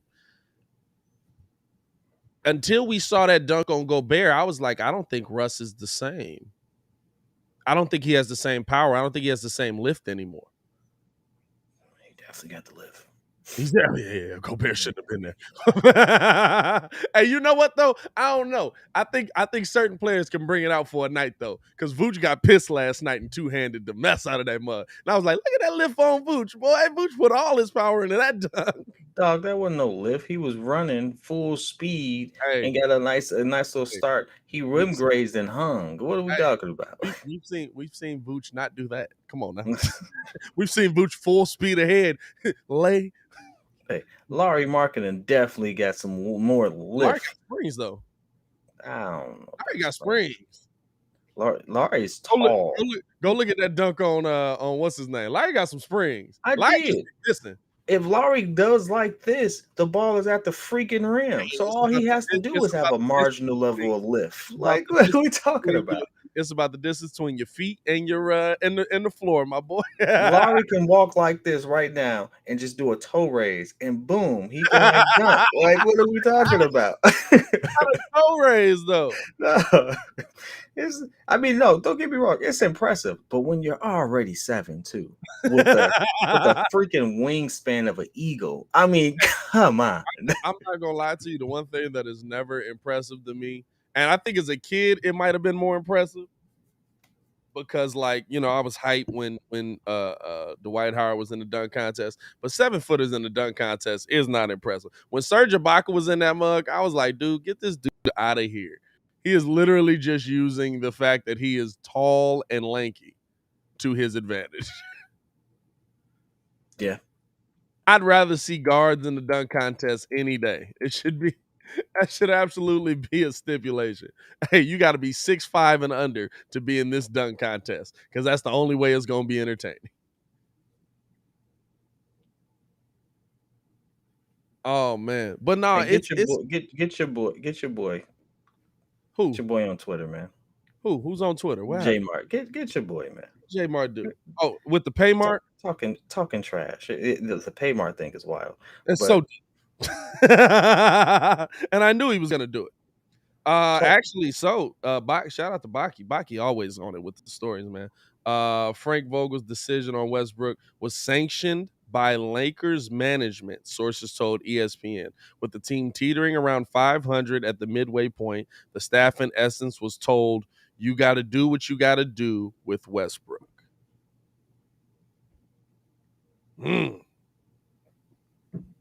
So now, question before I go let this beast that keeps staring me in my eyes in the house. Is there any way the Lakers are able to move on and trade Russ before the deadline? I'll be right back. Trade Russ before the deadline is not going to happen. Oh, good Lord. I got to fix this camera. That thing looks horrible. Trade Russ before the deadline is not going to happen. You go ahead, just forget that. The contract's too big. I don't see how that particularly works out unless you go and move it for John Wall. Like, you have to get, like, Russ is making, what, $44 million this season? He's making a lot of bread, dog. Like, at this point, I'm not quite sure who takes him on outside of sending him back to Houston. And then how does John Wall fit with the Lakers? Did you just trade one issue for the same? John Wall is absolutely a point guard. So like I'm really honing in on that one because it's just too much money. Do you get Ben Simmons? You in the same situation. Too much money for a player who has to have the I don't know if Ben has to have the ball. I don't know if Ben has to have the ball, but then you would have to do Russ for Ben Simmons and what's your man's name? Tobias Harris. You have to do both to make the money work. Because I think Russ actually makes 14 million more than Ben. But then Tobias Harris makes 31. About that. That'd be interesting to see how that works out. It would be Ben Simmons and something else to make that money work, which is interesting. I could see Philly taking on that just because you're already paying Ben for nothing at this point, or you're fining him, so you're not really doing anything. So you have that dead space there. I could see them doing it, and Russ with Embiid would probably work out. It may not be inefficient, but right now and Joel needs help. So, if Embiid is going to do his thing, you're going to get the last you can get out of Russ before ultimately athleticism fades. Could be a last push for it. I could absolutely see that happening. I'm not really big or sold on either one. I'm not gonna lie, I'm not a huge Russ fan. I know what the statistics say, but I also know what my eyes say. He's averaged a triple double for 4 or 5 seasons. I get it. It looks good. When he does it, they absolutely win. They have a strong chance of winning. But I'm going to be honest with you. You can average a triple double for a season. That does not mean you had a triple double every game. So at this point, you have to take that with a grain of salt. I'm gonna say this. He has 153. He has 170 triple doubles for his career. Mm-hmm. But in 4 seasons, that's well over 300 something games. So you have to look at it like this. He could average a triple double for 4 seasons. He doesn't get a triple double every game, which means that there's a lot of data there that shows you that, hey, it looks good to say that when he does get a triple double, they have a strong chance of winning. But when he doesn't get a triple double, look at the loss column and look at the efficiencies and look at that. So it's like Russ is one of the most interesting. Russ has never had a losing season, has he? He hasn't had a losing season, but not having a losing season doesn't necessarily mean that you're winning. It just means that you're better. You're not the last in the conference. Like right now, if they win one more game, the Lakers are a 500 team. That is technically a winning record. Well, I say for some of them teams Russ was on, that is impressive. I give you that. When it was Russ and Steven Adams, that's a skit. That is an ugly team. I give you that. That was an ugly team. that was like a team where Muggs were like, and this is the year we see OKC fall off and they fire everybody. It was like, hey, by the way, they're in the playoffs at like, what were they, 4th seed that year or something like that? Mm-hmm. But No, first thing, we definitely got to fix your camera. When I zoomed in, you looked like you was on first 48 in the interrogation room. It was a bad look for you. Oh God. It was scary, dog, is what I'm saying. I was concerned. Oh, you know what happened? Yeah, that's what happened. Restream tiered me down to 480p. Oh, you out here in 480, my boy? I'm out here in 480. You know, every time I log in, that's why my settings and my mic be off. I have to change it, and it doesn't preset. And I keep forgetting that. We fixing that. We got a lot of stuff coming. Me and But now I have to exit. I have to exit to come back in to even fix it. So, oh well, whatever. We'll worry about that. No, but did you break down what would it take to trade Russ to Philly? Philly sending back. Philly actually wanted him. If Philly actually wanted him, sending Ben Simmons. You have to send Ben and Ben and one other person, because Ben and Harris is too much money, because it's a $45 million contract with 50 on the books next season. Ben only makes about 30, 35. Yeah. So to make it an even swap, like Philly has to send Ben in a pick. That's crazy. This man made $35 million. Don't want to work on a layup package. My God. Makes $35 million. Would Russ work in Philly? I think he could. You know why? Because guess what? They have no point guard. No. This is the thing. And they have shooters. That the team is built for Ben Simmons, who had no shooting ability. The team is literally built for a player that cannot shoot. Joel can shoot. Tobias can shoot. Seth Curry can shoot. Maxey got a little Maxey more of a drive. Mm-hmm. Yeah, I'm saying, but literally the whole team, Korkmaz can shoot. The whole team can shoot. I wouldn't send Seth Curry if I was going. Like, I'm not sending my shooter. I wouldn't trade back Seth. I wouldn't trade. I would send you. At this point, I'm gonna give you a pick. I'm gonna give you a pick, and I'm gonna send you Ben Simmons, and I might send you just somebody to make the money. Whoa. Full stop right there. I'm gonna send you Ben and a pick. You're gonna have to take some. Pick ain't worth that enough. But Lakers gonna have to take a hit, but they could. They could take a hit. I don't think the pick is worth enough. Pick is what? 2.5 mil for first round? I'm gonna send you a pick because you ain't got none. Lakers literally don't have a pick until 2026. Yeah. In the first round. So at this point, hey, on your AK. You need these picks. You know I got picks for you.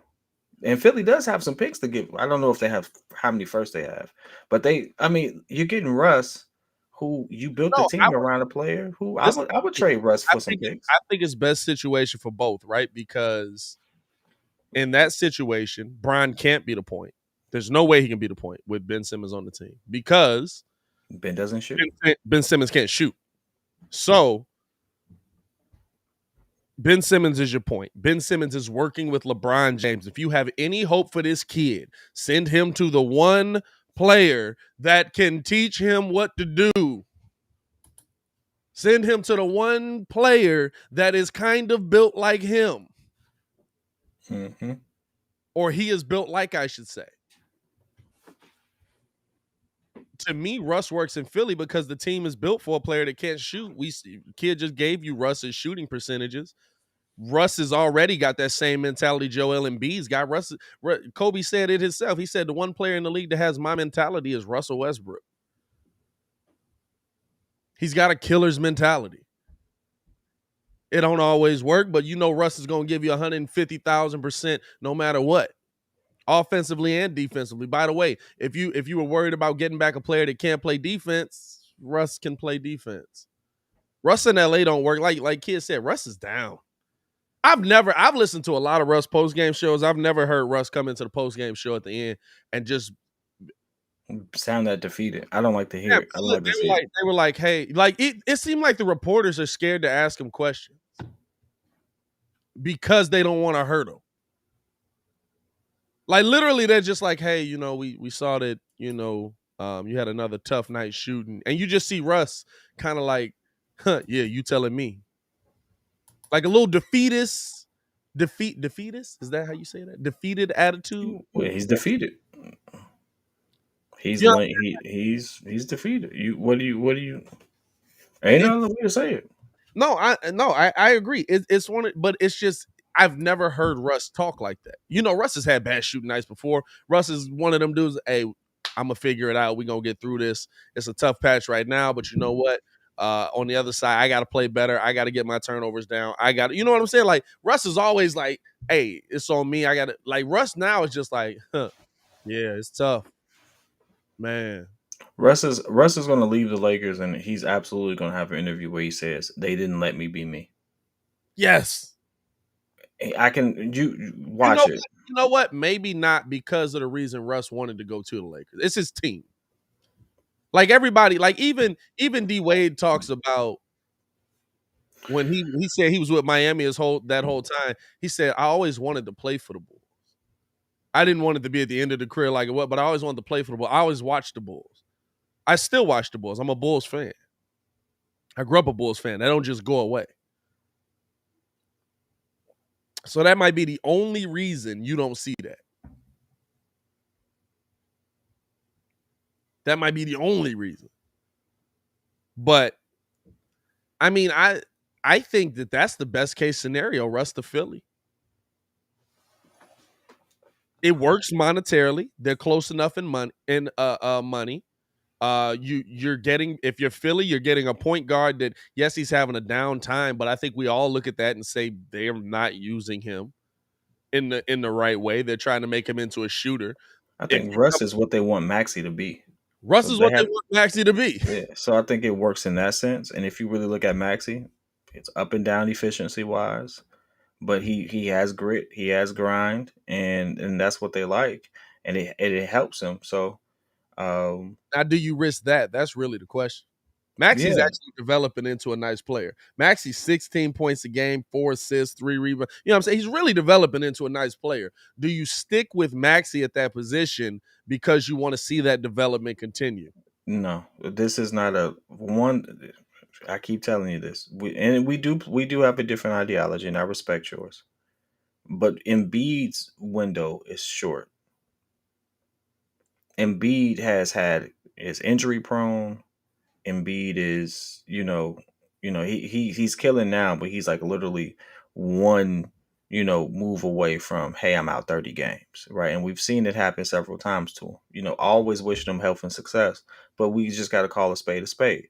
Has He he had hasn't been the any healthiest. though? Has he had any foot injuries?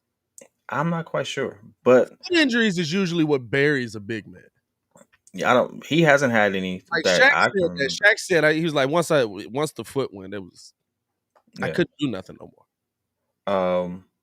But with that being said, you get Embiid as much help as possible while he's in his prime, and it's worth the risk because developing talent has only worked in a very limited space. Kobe was developing when Shaq was with the Lakers. It worked out. They won 3. Shaq also was there with a developing D Wade. It worked out. He got 1. Yeah, But Maxi is not a Kobe or D Wade type player. no. Maxi's not that type of point guard. Could he? Maxi's one of those players that, like, maybe 6, 7 years down the line, he develops into a more solid pro that's dependable, and I hope he does. Again, wishing him nothing but with health and success, as with any player. But he's not that guy right now. Maxey solidifies your bench to me. So You bring keep him on the Russ bench unit. bring Russ in and you put Maxey in at the 6-man, similar minutes, 30. Right. I wouldn't cut his minutes. I'd give him maybe cut him 5 minutes just because Russ is there. I wouldn't cut his minutes. I wouldn't run Russ out there 35, 40 minutes. I would run Russ out there maybe 30 minutes, Maxey out there 30 minutes. And then think about what we're saying. Maxi's getting these minutes because Ben's not playing. Facts. So bringing in Russ has nothing to do with, it's not going to impact that opportunity for him. Realistically, it's going to keep him in the space that he was and give him an opportunity to play behind a legendary Hall of Fame point guard who wants to play. Yeah. And that can do a lot for your career, right? And so I hopefully I can see that working. Now, here's the thing. I know Russ and Ben, I keep saying Ben, Russ and Embiid don't have the greatest history together. But it's because they're against each other, though, in my opinion. Yeah, but You know what sometimes I'm saying? Like beef runs Ben did, deep. Embiid didn't want Jimmy to leave. I'm Yeah, saying, but you never heard of Joel and Jimmy into it. but We that, know but Joel and what's the name's into it. yeah, they got into it, but separate teams. You know what I'm saying? When you're on a different team, That's guess true. what? You over there, I'm over here. We at war. Yeah, But I can see it. they got rid of Jimmy Butler because Ben Simmons couldn't mentally deal with how Jimmy was playing in practice. Joel Embiid was loving it.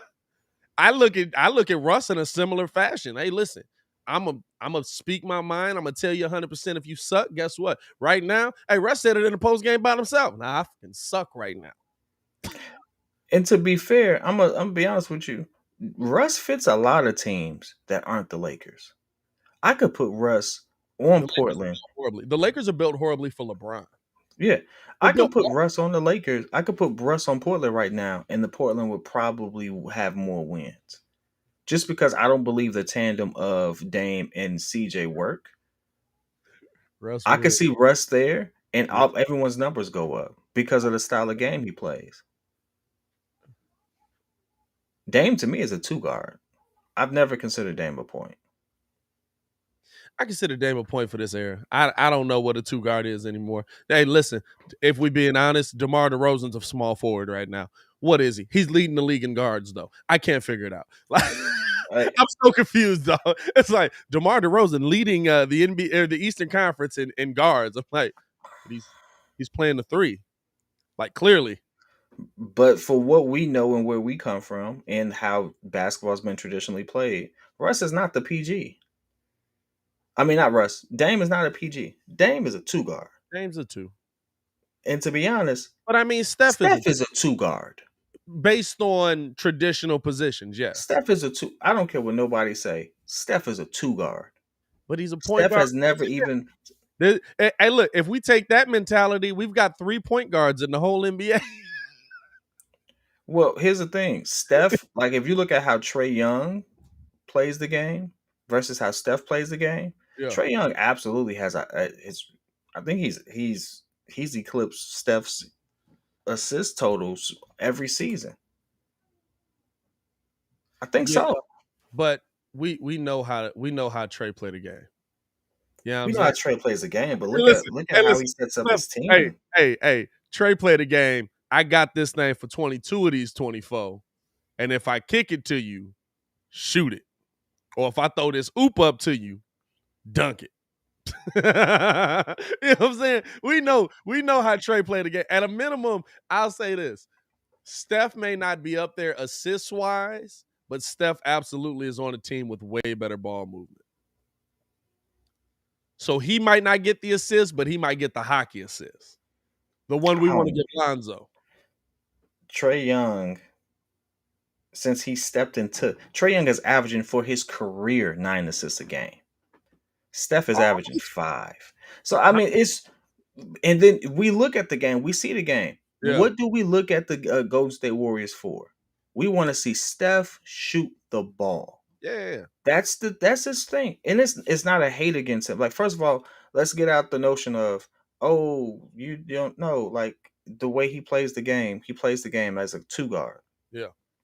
Let's just keep a but. You know who else was considered a point guard who's absolutely a two guard? Jerry West. Oh, I was gonna say Jerry West was a two guard, but they listed him at point. But watch the games. Jerry was getting, first off, stats back then was wild. Who was keeping the numbers? Like, who was keeping the numbers? And hey, when we do that segment, that's the thing we got to do though. We got to keep a scorecard because I need to see if the numbers add up.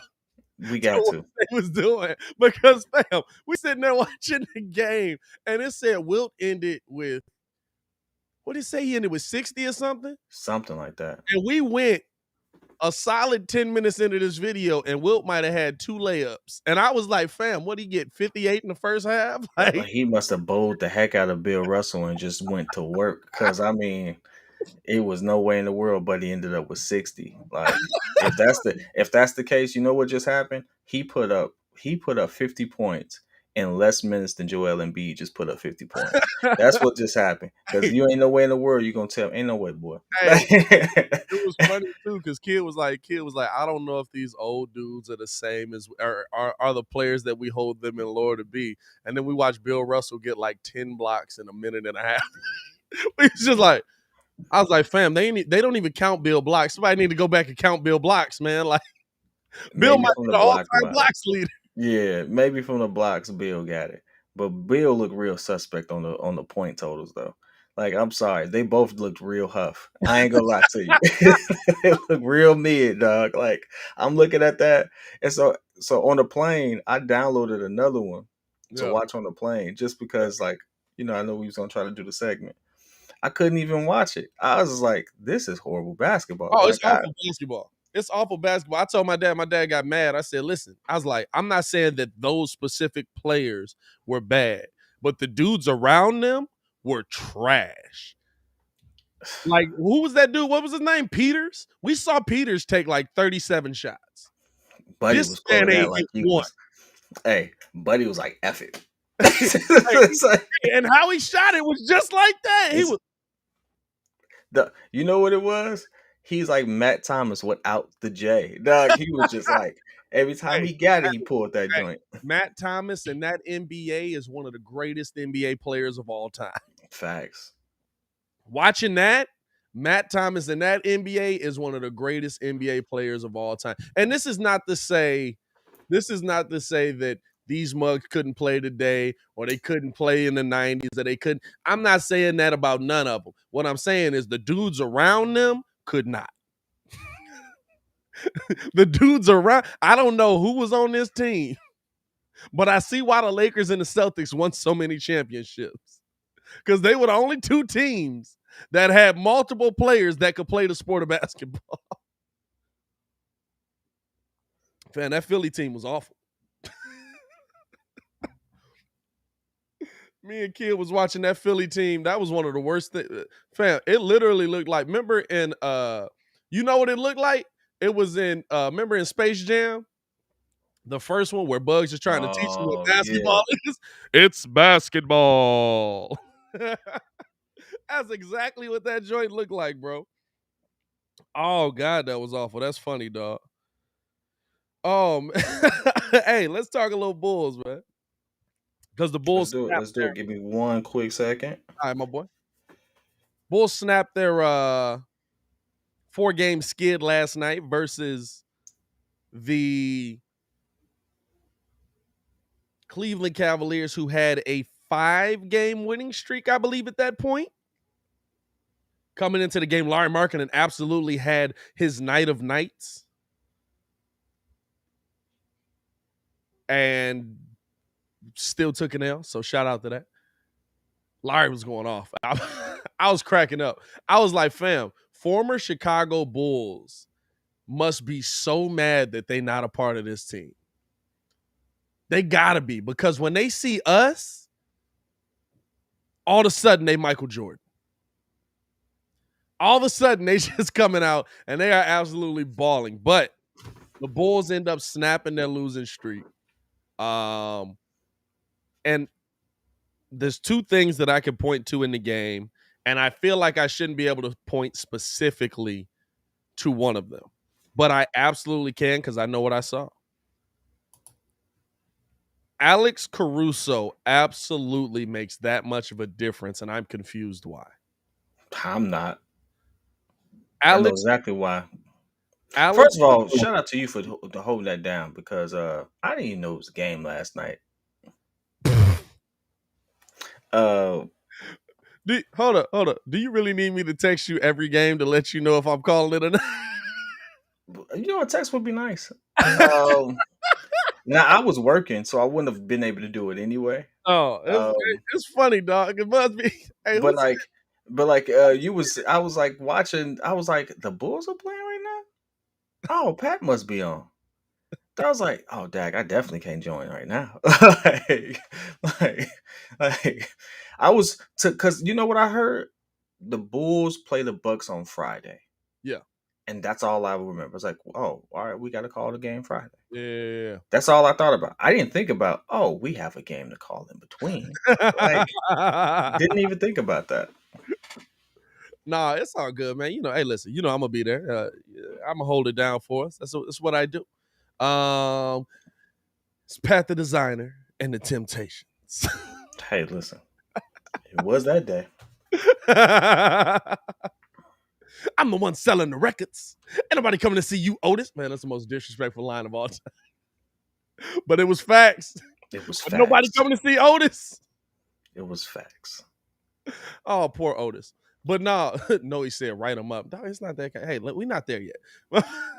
We'll probably never get there. If I wrote Kidd up, Kidd would laugh at me, ball it up, throw it in the trash, and then sit down with a mic in his face and just be like, "You coming?" I would laugh. But no, last night we saw how big of a factor Alex Caruso is to the Chicago Bulls. And so my question here, does it speak more to the positive things that Alex Caruso brings, or does it speak more to the rest of the team not being able to replace that when he's not there? And what I mean by that is, even with Lonzo Ball starting at point guard, we didn't see defense that good from the Chicago Bulls the entire time Caruso was out. We didn't see defense from DeMar DeRozan the entire time for the most part that Alex Caruso was out. And DeMar DeRozan got one of the biggest steals of the game last night, where he literally mugged Kevin Love, said, "Give me the ball. We going down court." Mm-hmm. I'm gonna say this real quick. I'll do my Clark Kent impression. From what I could see, and then I have to go back. Alex Caruso does two things that no one else on this team can do. First, brings championship experience. He absolutely has experienced what it takes to go far in the playoffs, and the intensity you have to come with every game. Um, Alex Caruso is one of those guys who's a student. Yeah. That's what people, if you've heard anything about him, people really speak on how he approaches the game and stuff like that. And you need those type of players, and that's infectious. I think, while we were really excited to see him and Ayo and Kobe, rock together, Ayo and Caruso on the court together look great. And then you got to think about it. Ayo and Caruso on the floor together, we don't have a defense problem. No. We're not worried about if our guys are going to get beat. We're not worried about, are we going to get exposed at any of those guard positions? We're just not concerned about it because we have guys who are going to hold it down consistently. And, Caruso can knock down the open J. He sets up his teams. I mean, the stat line for him does not show. He nutmegged the Cavs twice. I was Yeah. like, "Damn, stop falling for the between the leg pass." The way the stat, he's one of those people where he kind of reminds me of Draymond Green 4 years ago. Draymond Green's stat line wasn't pretty, but you couldn't tell me he wasn't like a Hall of Fame type player because of how much the game revolved around him. Yeah. If you let Caruso do his thing, just like I think if you let Lonzo do his thing, you get that same type of feel. The floor of the game completely changes. Yeah. So with that being said, I'm gonna do my Clark Kent impression, but that's invaluable. Like, you can't do anything but respect that. Right. And I can see why we would move on from some of our guards, considering we've been missing this for what, 3 weeks? Last game was December 20th. Do we remember did we really remember the impact that he had? Like, seeing it for the first time since December 20th, didn't it look? It looked and felt different, right? And it's against a good team. It wasn't a bad team. It's against a good team. Against a team that I think we all came in as I think I picked them to win, but I was like, they're gonna win by 2. Like, they're gonna squeak this one out. And they did. Like, it was that the Bulls won just about every stat that they could. And I'll let you do your Clark Kent impersonation. The Bulls won just about every stat that they could there. And to me, it speaks to how the team elevates, right? When he's on the floor. Kobe White's been playing good defense.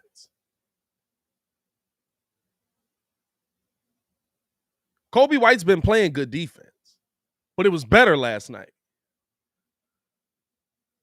DeMar DeRozan has been playing, defense, but it was better last night. You know what I'm saying? Like, we saw the team collectively raise their defensive effort. Before Alex Caruso went out, the Bulls were 6th in offense, and they were around 9th in defense. Top 10 team. When Alex Caruso was out from December 20th to last night, or to before last night, the Bulls were 22nd.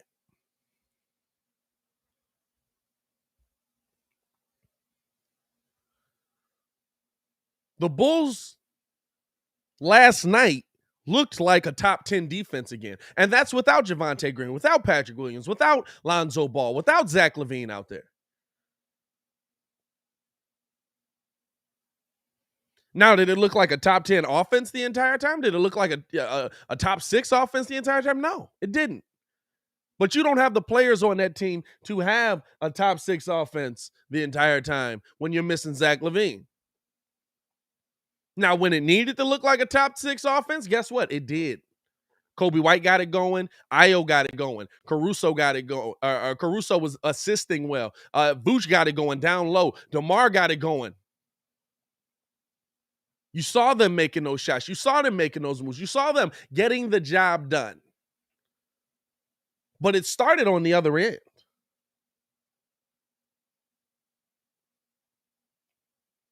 Bulls forced 14 turnovers last night. Points off of those turnovers, 24. We haven't said that in how long? And so to me, like, there's still a little bit of concern on my part. You know what I'm saying? There's still a little bit of concern on the other side of, hey,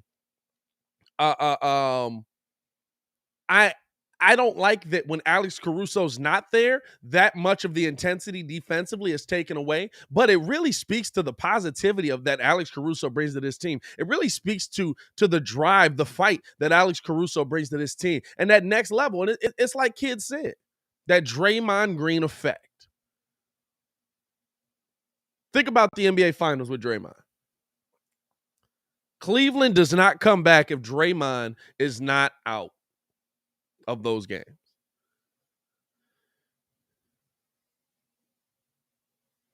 Bron knew it. Bron baited him. Bron got Draymond out.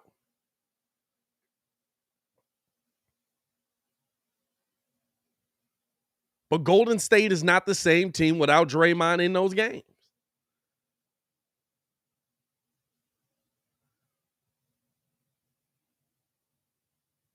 And so to me, yeah, is there a concern that the team's not at the same level when Alex Caruso's not there? A little bit. I don't like that you drop from a top 10 defense to a top 30 defense. Yeah, I'm saying from 9th to 22. I don't like that. But what I do like to see is that when he's in there, you become that top 10 defense. And we've seen that from players a ton. Listen, the Bulls were still maintaining kind of defensively when they had Javonte and had Lonzo, or when it was Javonte and Caruso. They've just lost a ton of defensive pieces at that end.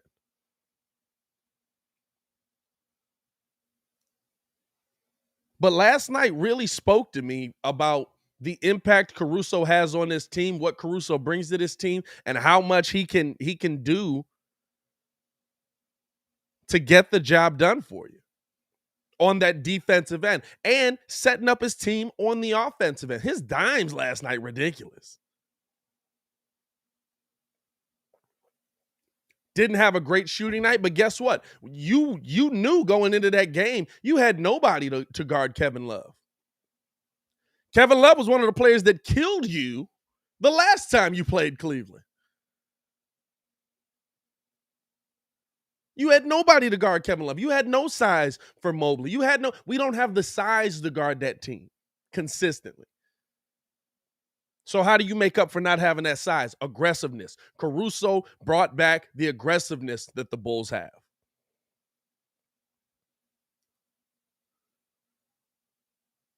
Caruso brought back the aggressiveness that the Bulls needed to beat that team.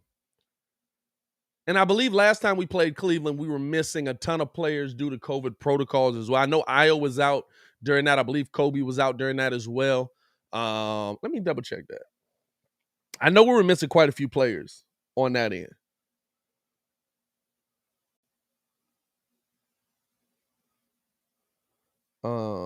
Score app. But to me,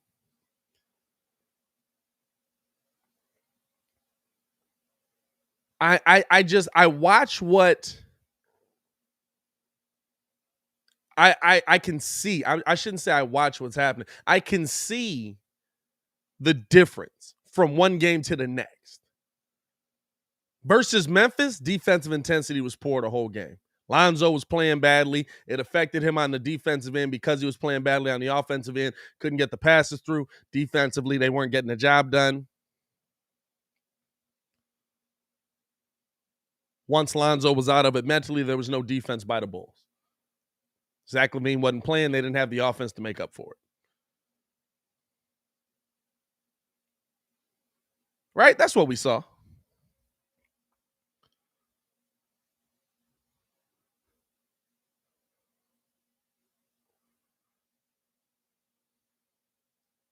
But defensively,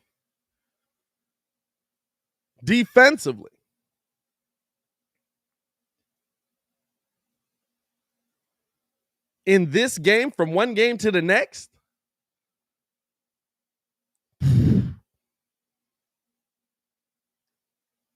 game changing. It was absolutely game changing. You went into that game last night not expecting that team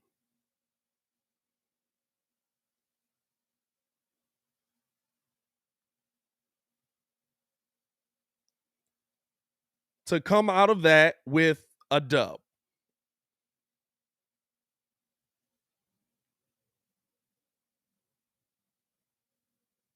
You know what I'm saying?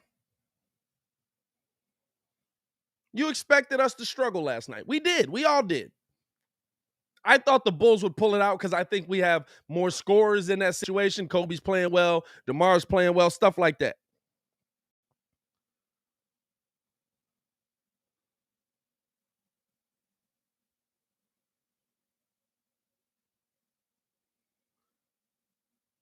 But at no point did we expect, oh my God, these guys are going to be dominating throughout this game.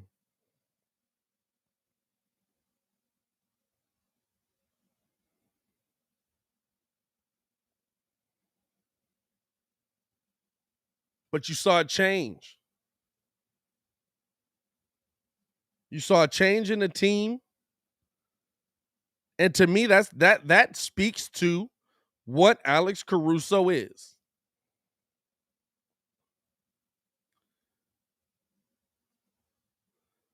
That speaks to how good a player Alex Caruso is and how much you need him going down this next stretch.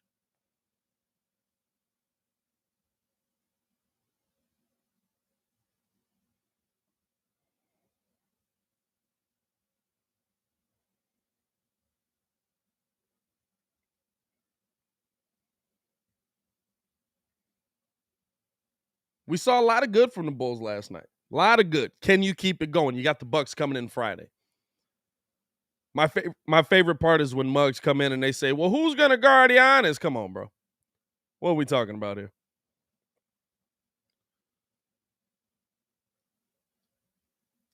How does that defensive intensity carry over? You're going to have no Ayo Dosunmu.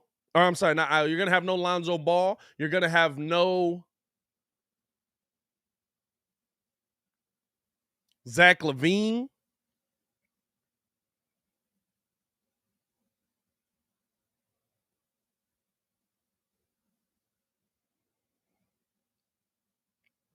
And Milwaukee's at a point in its season where it is literally healthy. They're missing Brook Lopez, who's out for the year.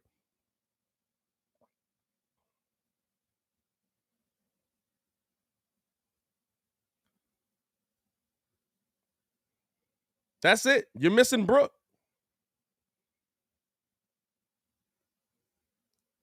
who's out for the year.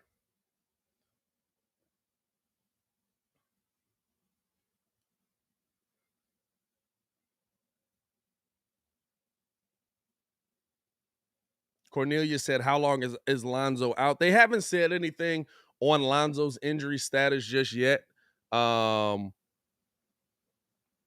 Because of what the injury is, they said that it's a bone bruise in his knee. I know typically with a bone bruise in the NBA, you're talking about 4 to 6 weeks, maybe 6 to 8 if it's really bad. It's usually about a 1 month to 2 month recovery time on a bone bruise or something like that. I don't know the severity of it. I don't know how bad it is. The latest that we heard was that he was not going to travel with the team on the 3-game road trip. And we haven't heard anything since then. You know what I'm saying? We haven't heard that it's going to be good or bad one way or the other.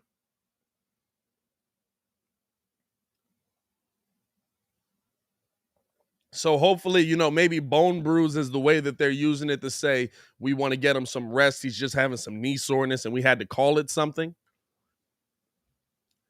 Yeah, I'm saying like sometimes that's what you'll get from a team. It'll be like, oh, he's having some knee soreness. Let's say it's a bone bruise so that he can get some extended rest.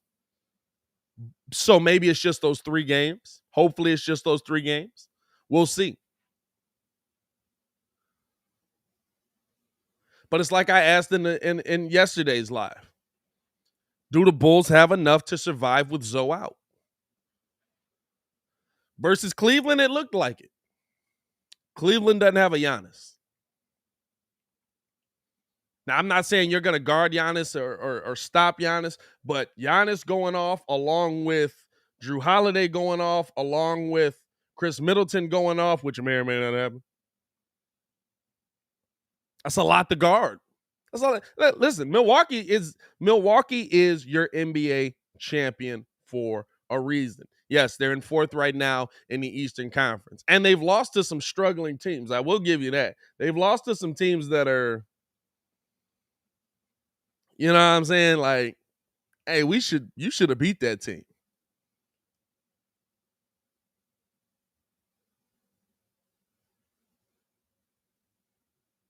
But they're still your champions.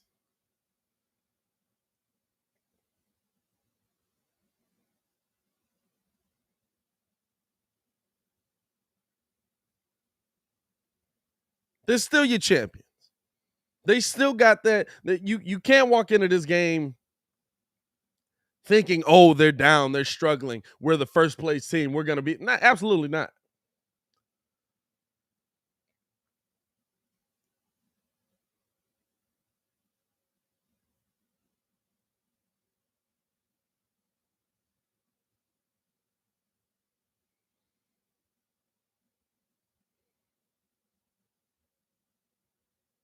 The toughest part that's going to be with the Bulls going into that game is not going to be stopping Giannis. Nobody can stop Giannis.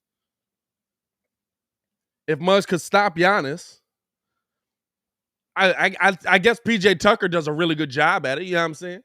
If we're going to give anybody credit, PJ Tucker does a pretty good job slowing Giannis down. But for the most part, nobody can stop Giannis. That's not the goal. You know who's going to have the biggest job that night? Ayo Dosunmu and Alex Caruso. Possibly Kobe White. A little bit of Kobe White. Because they're going to have to guard Drew Holiday and Chris Middleton. Giannis going off doesn't kill you. Giannis and Chris Middleton going off can kill you. Giannis and Drew Holiday going off can kill you.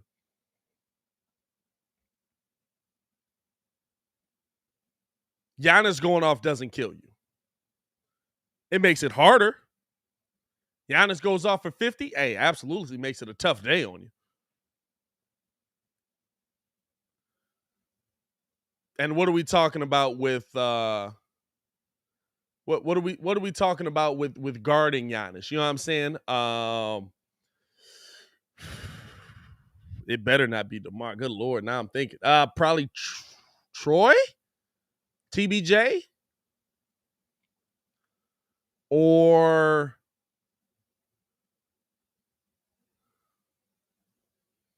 I don't even know who's guarding Giannis. You know what I'm saying? Like, I'm trying to think of probably Troy, maybe a little DeMar. It's like Billy Donovan said last night. Who do you want us to play?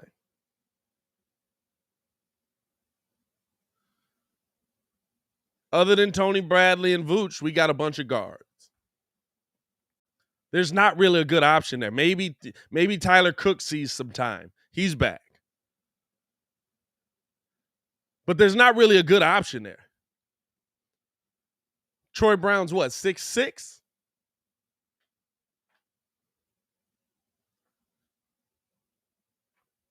So you count that as an L. You count that as an L. So now I'm looking at what the Bulls can do against Chris Middleton. Now I'm looking at what the Bulls can do against Drew Holiday, who's been on an absolute tear this season, dominating this season, y'all. Drew Holiday has been an absolute problem for the Bulls. Or not for the Bulls, just for the league. Haven't played the Bulls yet. Let me tell you what Drew's been doing out here. Now, last game, only 21 minutes, not a great game, 2 for 8. Is he hurt? Did he get hurt? Don't look like he's out. All right. 21 minutes, 9, 5, and 4. Bad game. 15, 8, and 12 before that. 29, 5, and 5. 21, 4, and 6. 25, 5, and 7. 18, 4, and 10. 17, 5, and 3. 24, 7, and 7. 24, 4, and 10. 45, and 5. Yeah, he's been a problem this season.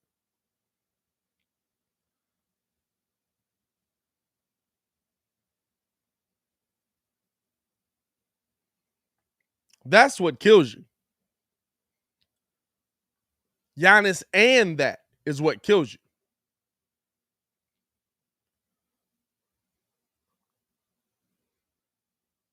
And Chris Middleton having a run of games lately. 27, 7 and 7, 34, 7 and 4, 16, 4 and 5, 23, 5 and 7, 27, 7 and 11, 27, 10 and 9. That's what kills you.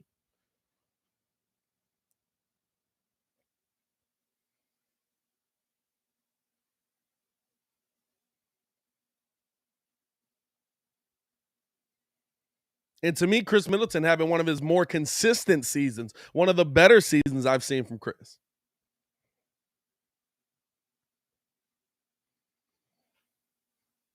That championship ring might be helping him. So it's not about stopping Giannis.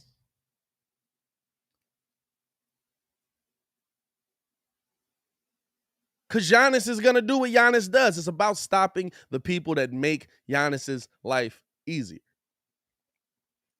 Make Giannis have to go for 50 for them to win. If Giannis has to go for 50 and Drew Holiday struggles and Chris Middleton struggles, you're in a good situation.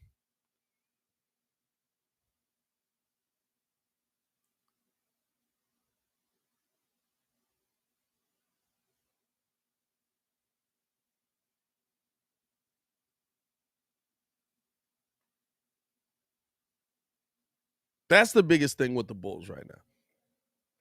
If we're talking about playoffs, that's how you're going to win a playoff series.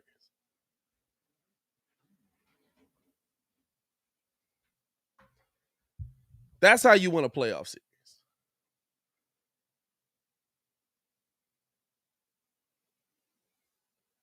And so the next game, even though you're missing a lot of pieces, no Zach LaVine, a lot of pieces still missing there. Next game is going to be interesting to see.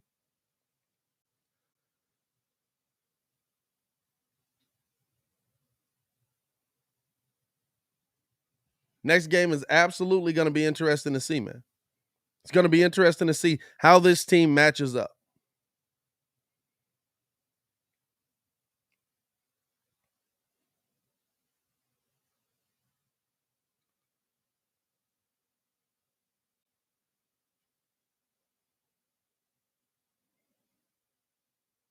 Appreciate y'all for tuning in and rocking with your boy this morning, man. We still got it going for a little bit more. Got about another 20, what is it, 8:25. We'll be here a little bit more. We'll be here until about 9 o'clock. You know what I'm saying? Appreciate y'all for showing that love. If y'all haven't done so, man, hit that like button, subscribe to the page. We do this every morning. If you can't stay for the whole thing, maybe you on the move, you ain't got the YouTube red, whatever it is now. You know what I'm saying? You don't have the ability to sit here and watch the whole show. One, we've been dropping the podcast on the podcast page. Tune in with that. Make sure to check that out. And two, you can also listen live over on the Kontender.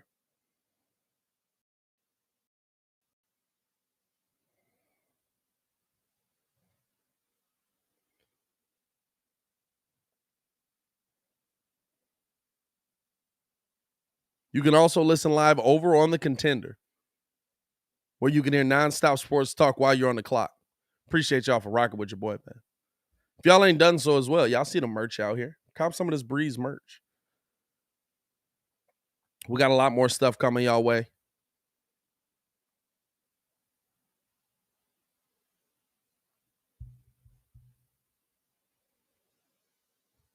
We got a lot of stuff moving in the right direction over on the show. We got a lot of stuff coming this year for y'all, man. We got a lot planned.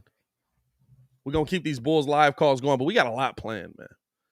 Trying to get a legit space studio-wise where we can all consistently be together even through this whole Omarion thing. Trying to get a legitimate space where we can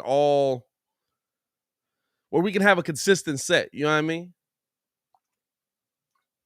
Now, I might still be here for Bulls live calls and stuff like that, but we want to do this major. We want to do this on a next level basis. It's all a part of the journey, man. It's crazy, like, starting this, like, because, you know, Facebook is going to hit you with the, Kid is back. Hello. Tight shirt around the chest. You know what I'm saying? Little Actually, loose. dog, this is actually no, this is blue is one of my favorite work colors. Like I heavy on the blues. And that look The black. work, We got to it upgrade. do look black. The workout is working. So I have this like workout that maximizes your arms, maximizes your chest, and it starts working on your core. And I've been feeling sore for the last week, but today was like, oh, it looks good today. Yeah. So like, Oh. I was like, oh, so what was that there? Nah, it's weird. It's bad weird. Sorry about that. You all good, my boy. Now, I was just letting them know, man. We got a ton of stuff, coming their way this year, man. Ton of changes we're trying to make to get more consistent. Ton of things that we're trying to do, get in the studio space and stuff like that, where we all can be together consistently. Because I think that's the one thing that takes our show to the next level. Us all being in the same room, because we just vibe different when we're together. Yeah, First off, at some point, a random roast session is going to break out because we're going to be able to see each other. Hey, man, y'all better come with it. Y'all better come with it. Hey, man, I don't know, dog. I've seen you get cooked a couple of times, my boy.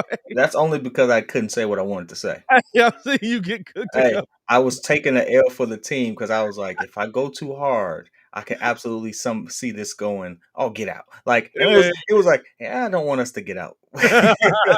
Like we kind of need this part right here. So like, let me take this L. You got it. Whatever. It's like pimps know how to do it. Anyway, pimps know how to do it. Absolutely with a cook. Anyway, as we coming down the home stretch now, I really appreciate everybody who pulls up, especially to the morning show. We're trying to get this thing cracking. I think we had like 70 people in here at one point this morning, so it's growing slowly. I know it's early, but it's definitely growing. Hey, I need to know, did you ask the chat, what's the best time for them in the morning? Fam, we all know this already. It's not in the morning. Maybe. No, the best time in the morning. Like that's the best time for a morning show. The best time for a morning show. I feel like it's 7 to 10 for us. 7 to 10? Because if I'm being honest, I don't turn on anything before 7 o'clock.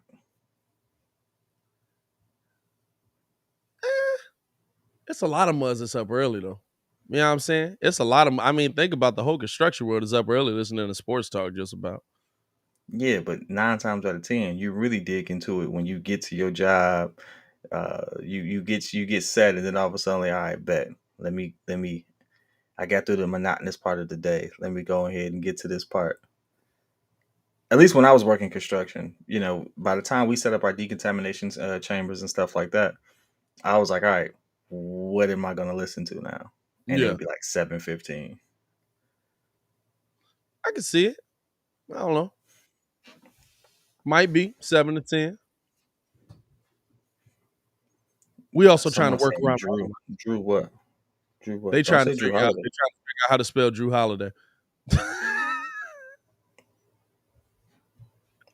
This is what he just put right there. How do y'all not know how to spell it? It's not Drew. Like, I thought it was Drew for a long time. DREW. DREW. You thought It it was ain't DREW Drew. with it? Fam, I'm not gonna lie to you. The one that kills me is when people spell Kobe's name like Kobe Bryant. Kills me. I'll be like, come on now, let's be respectful. He ain't never been like for real. Like, we can't be spelling KCOBY as KOBE. Hey, It's listen, not the same. he's absolutely named Kobe because of the player too, but even his dad was respectful about it. Is he really? Yeah, he's named Kobe because of Kobe Bryant, but KOBE is a lot of pressure to put on your son's shoulders. That's wild. Because he's young enough to. Well, no, he wouldn't have been able to play with Kobe. No, So I can see it. play with Kobe. That's wild. He's named as a player. There's a lot of ones that are named as a player. Isaiah Thomas is absolutely named Isaiah Thomas because of Isaiah Thomas. Yeah, but it's Isaiah Thomas. That's like naming your kid Michael Jordan. No. Like, Michael B. Jordan is just so ironically right after Michael Jordan that it's like, come on. You, at all the names you picked, Michael, was it? If your last name is Jordan? Like, I don't want to be that guy. A lot of pressure to put on him. You got to A throw lot the of B in pressure. there. You got to throw the B in there. You there's no option for you if you don't throw the B in there. That's But wild. it's interesting because, like, the Isaiah Thomas one is really interesting because his dad was a Detroit fan. He was like, there's no way the Bulls beat the Pistons. I'll bet you if they do, I'll name my or what was it?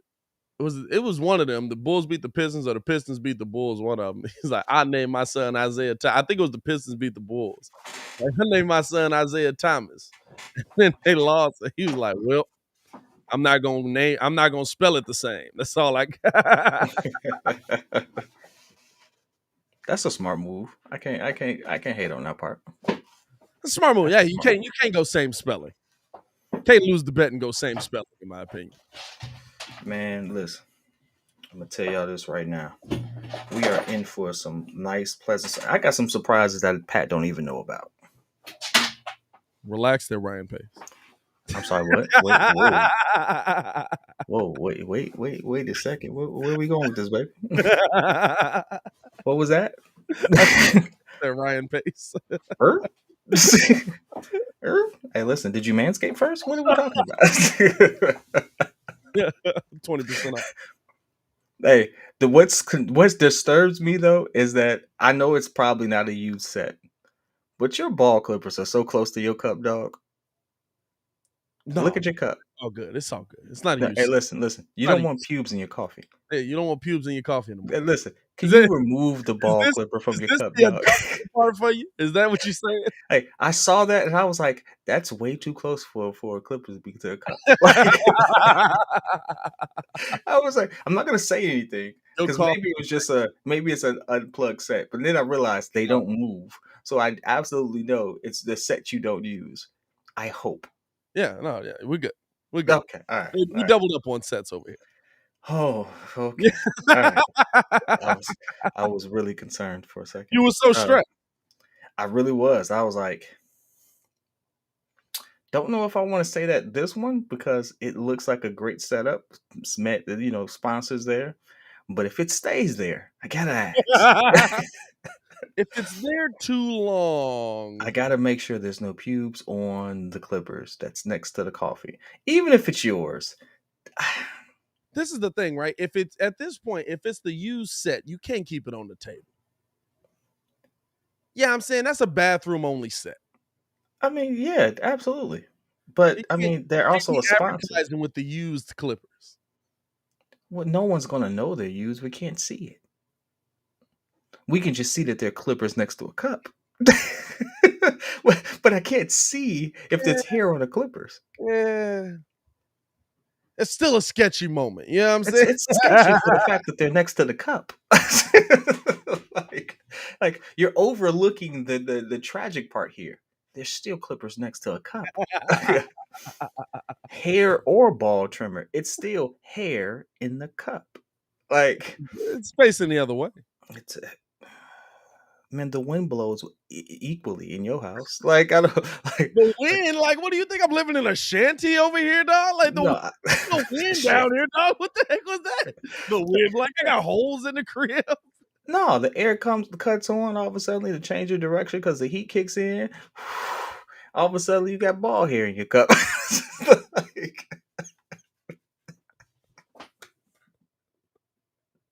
What? hey, listen, I'm just being realistic about the change of directions. All right. I'm just being honest. I'm just being honest. It just looked weird, my dude. It looked weird. Coming down the final stretch here. Hey, first off, we appreciate y'all for just sitting here through this random banter. I'm not gonna lie to y'all. This is what y'all don't get to see with us, man. We sit here, we just chop it up all the time. We sit here and like this is a regular, like we'll get off the live and we'll just keep going and just be like, dude, what were you talking about? What was why are the ball clippers next to the cup, man? I'm just saying. It's a weird look for you. Still a weird look. Oh Like man. for my peace of mind, can you move the cup back? All right, dog. All right. Here, how about this? You better? You Man, feel look at that. 6 feel degrees good? of separation right there. 6 degree, Like you feel good I feel a lot better. I feel like your mouth will thank you. It has no ball hair. Oh man, dog. I want to touch on specifically Ayo Dosunmu. I don't know if we really got into him. Shout out to y'all for showing love today. Hey, I don't know if we can have the conversation this year, but is Ayo Dosunmu making Lonzo Ball become a little bit expendable early in All right, his on you know what? I was gonna have to do this anyway because I have to. Apparently, my wife has to work. My wife got a job, yeah. y'all. So I have to take kids to school. So I want you. I don't know why you dropped this BS before I leave. Um, like who the like you didn't say is Kobe White expendable because of Ayo. You said is Lonzo Ball expendable because of Ayo. What is this the Windy City Breeze? Who's this guy? Like, where did you come up with that take? Like, what was the question asked? Why I did you get up this morning and come up with that? You know how foolish you sound when you said that? That's like them trading Justin Fields after they just gave away their future to get him. Like, what are we doing here? Like, sounds like it's a P.kidd take there. No, I'm not. I'm not saying that. I said we can't have the conversation this year, but you can't have a conversation, period. just like at early on, we're seeing Khalil Herbert make David Montgomery a little bit more expendable. They play the exact same way, exact same position. They don't play the same way. They do David, play the same way. David They Montgomery's running backs that run through holes. holes. You said there, right? Holes. There's a pocket that's created, A gap, C gap, wherever it is. Guess what? They take that, like they're running backs. There's no nuance to that game. You're a running back. You run. You get the ball and you run. It's absolutely different kind of running backs. That's like saying Adrian Peterson and Derrick Henry are the same kind of running back. Okay, well, Adrian Peterson and Derrick Henry. Adrian Peterson wish he was Derrick Henry. I'll tell you that much. Look at AP's career a little closer.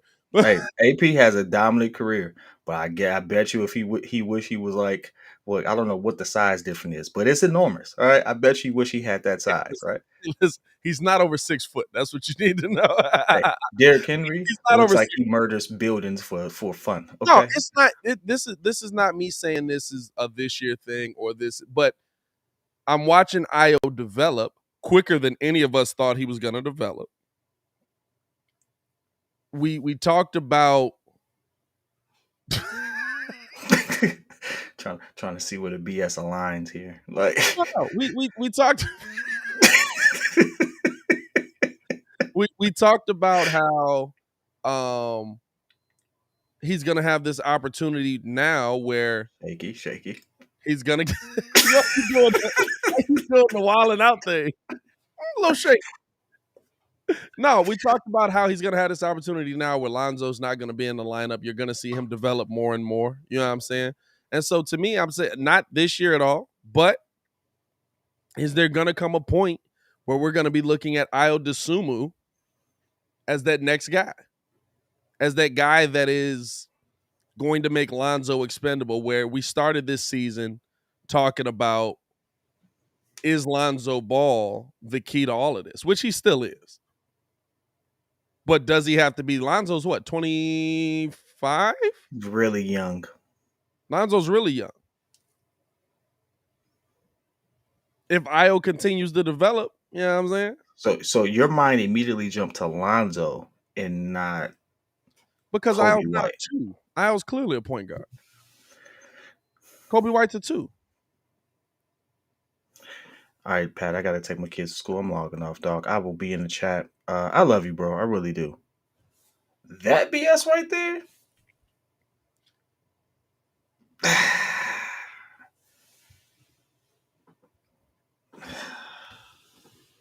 Hey, man. What is this guy on? I want to be as high as you one day. I didn't say this year. That's a level of highness right there I've never experienced. That has to be I didn't say move on from him this year. I'm talking about moving forward when we get 2-3 years down the line. The level of euphoria you just hit with that take, God dang, it must feel good. Okay, all right. Please continue the conversation. I appreciate you all. Obviously, I gotta go be a dad. But yeah, I love to see that part. All right, well, get him out of here.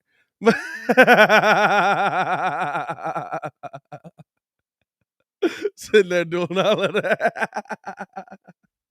Get him out of here. No, it's not me saying that you should move on from Lonzo anytime soon or anything, but with the development of Ayo Dosunmu being quicker than we thought, are we going to come to that point?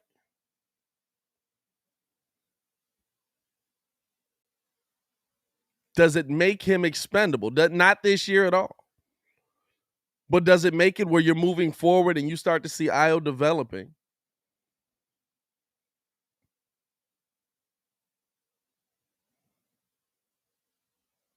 Where all of a sudden now, all right, I'm looking at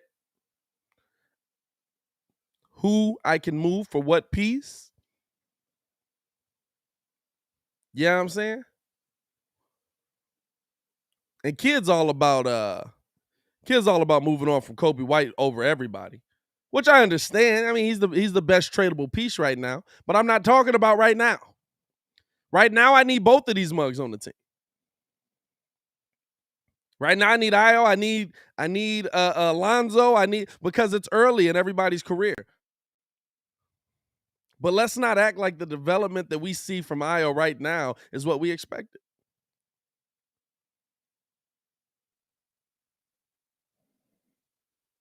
Let's not act like the development that we see in Ayo doing right now is what we expected to happen.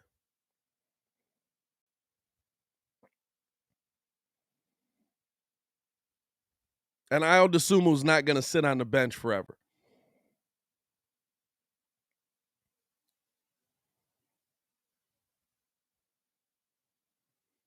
Maybe a little early for the conversation. You know what I'm saying?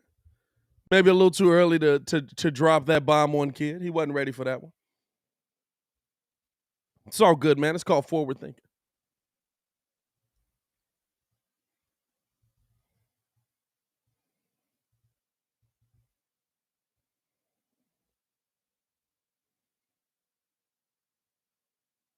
But to me, I'm just looking at it. I'm looking at what he's doing. I'm looking at how effective he's being. I'm looking at how efficient he's being.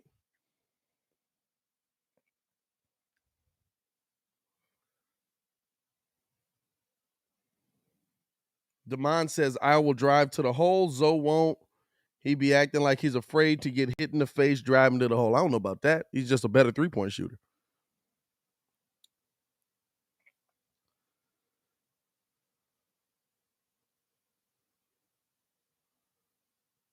Levante said we could worry about that when the time comes. No, facts.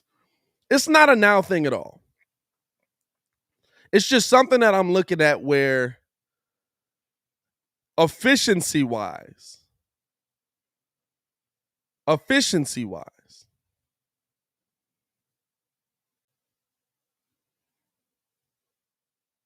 Dosunmu his rookie year is showing me a lot. And y'all know me. I love to see players develop. Same with Maxey out in where's he at? Same with Maxey out in Philly.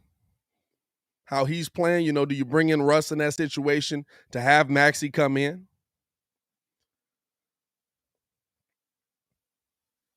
Or to have Maxey go to the bench? Does it take it away?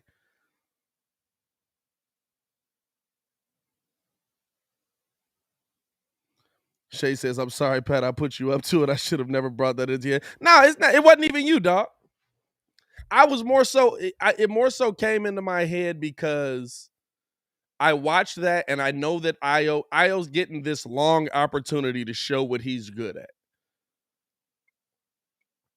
He's going to have 3 games to show you that he can be a starting point guard. Now, right now, I wouldn't put him into the starting role, not this season. Next season, if Ayo continues to develop, that's not a guarantee. And you just paid Lonzo a lot of bread.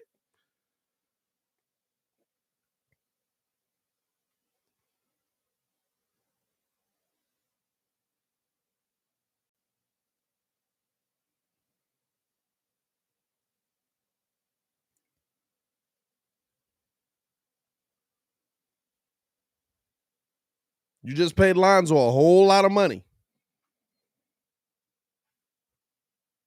And you might have drafted his replacement. And listen, here's the good thing, right? This is how good teams work. This is how good teams are built.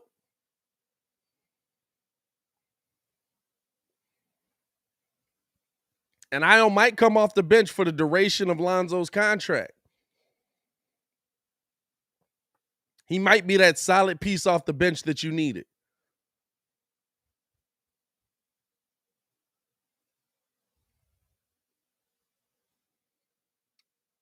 But let's not get it twisted that he's going to stay there forever. I understand this is rookie season. Maybe this is an early time to bring the conversation up, but I like to be ahead.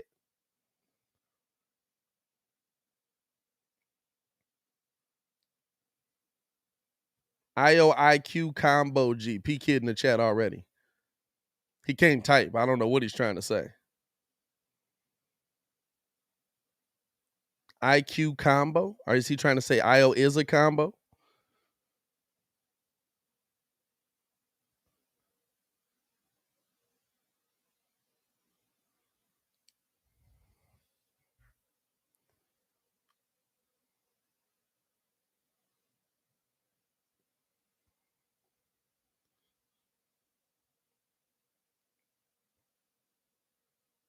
He's saying Ayo is a combo guard.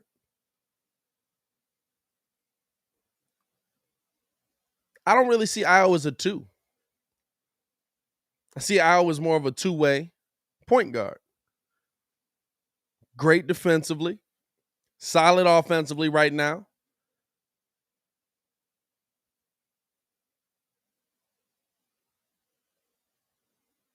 I don't know how well Ayo and Lonzo work on the floor together. How often would you be able to get them on the floor together? You know what I'm saying?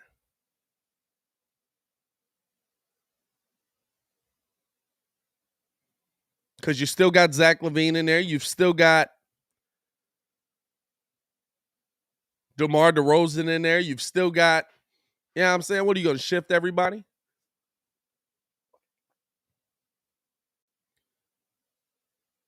Maybe P. Will is the coming off of the bench. Because that's going to be an interesting position as well. If you don't make a move at the deadline, P. Will probably doesn't come back and just go back into the starting lineup.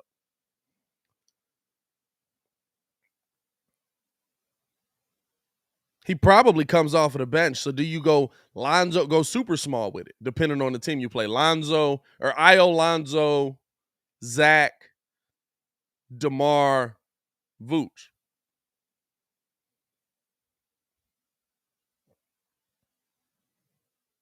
And then you have P. Will come in off the bench.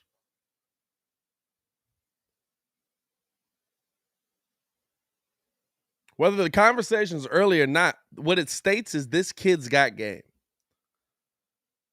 Whether the conversation is early or not, what it states is this kid's got game.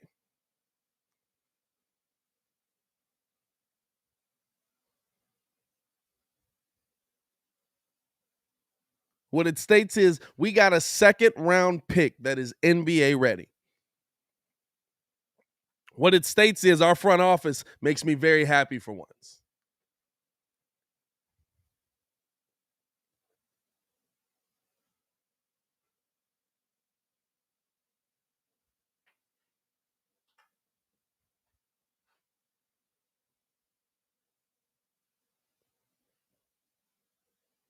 Levante says try the 3-guard lineup of Zoe, Kobe, and Ayo. Wouldn't be bad defensively. You get Caruso in, you know what I'm saying? Like there's a lot of what it does for the Bulls here, right? The conversation might be a little early, it might be a little premature based on what we've seen from Ayo Dosunmu. But what it does for the Bulls here is it brings up the option to have so much flexibility with your bench. When you're 100% healthy, right? No matter what your starting lineup is, you're going to have multiple defenders. When the Bulls are 100% healthy again, no matter what their starting lineup is, you're going to have multiple defenders. No matter what their starting lineup is, you're going to have multiple people that are able to get in there. And consistently defend. Javante, Derrick Jones Jr., Troy Brown. Heck, I give credit to Tony Bradley last night. Offensively, yeah. But he stood in front of Mobley. He made Mobley take some tough shots. And Mobley's going to be a problem.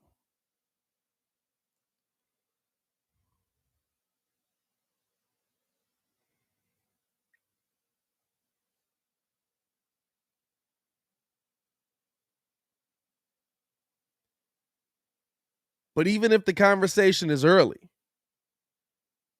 it really shows you the flexibility that the Bulls are going to have with Ayo Dosunmu playing the way he's playing.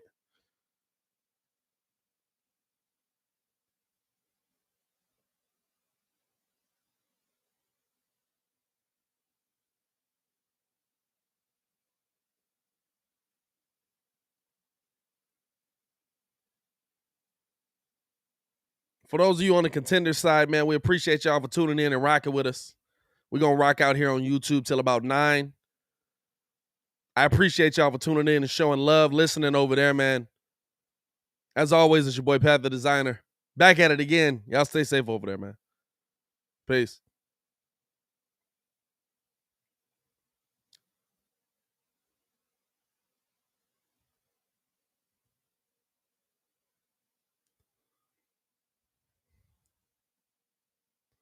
P.kidd said it's early. Bad take, though. It's not a bad take.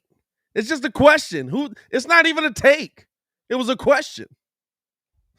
It's not a take. I was asking y'all.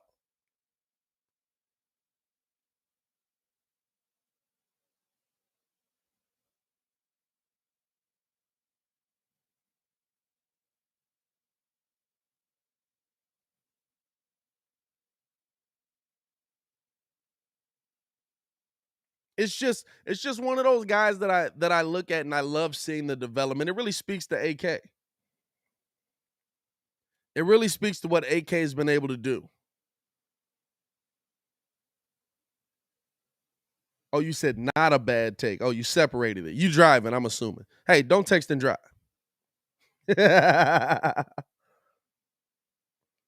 Little bro in the chat said everyone's so quick to give up on Kobe, but that man is getting buckets like this and never had an offseason.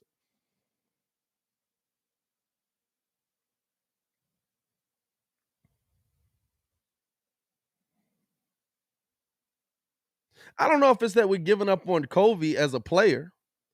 It's about I can see what we need and how many players on our team give us value to go get what we need. Now, is AK going to make that move? I don't know. But it's about how many players on our team have that value that we need.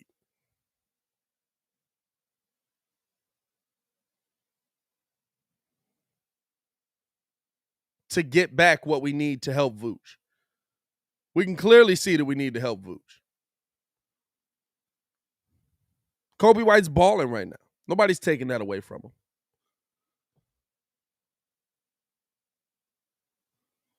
Kobe White's balling right now.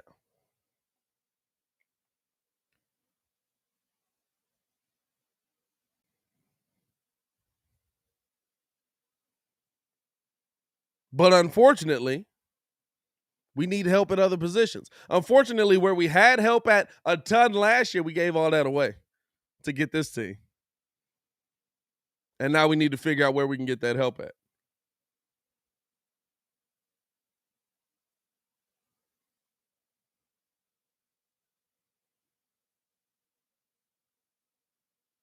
Does AK go into a playoff series this year thinking that P. Will is the answer to that? Does AK go into a playoff series this year thinking that, hey,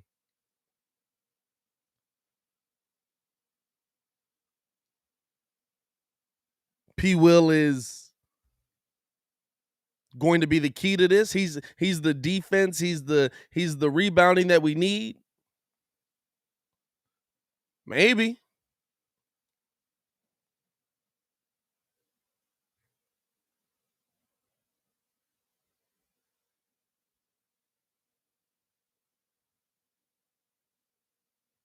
I would be surprised by it. But maybe.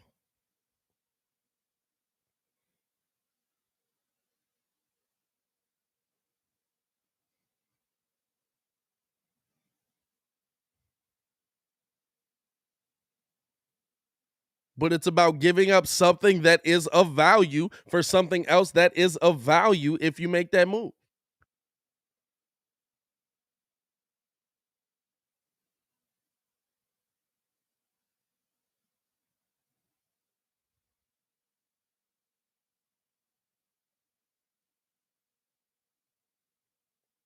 So it's going to be interesting to see how this thing comes down to it. At a minimum, Bulls are back with a dub. Bulls are back in the win column. I love that. I need that. I appreciate y'all for tuning in and rocking with us. I appreciate y'all for showing love to us. As always, man, it's your boy Pat the Designer. We'll be back for another live call on Friday for with Milwaukee. We'll also be live tomorrow morning again to close out the week from 6 to 9. We'll be doing a little football predictions, talking about where we think the finals is going to go, or the finals, where we think this next round of the playoffs is going to go.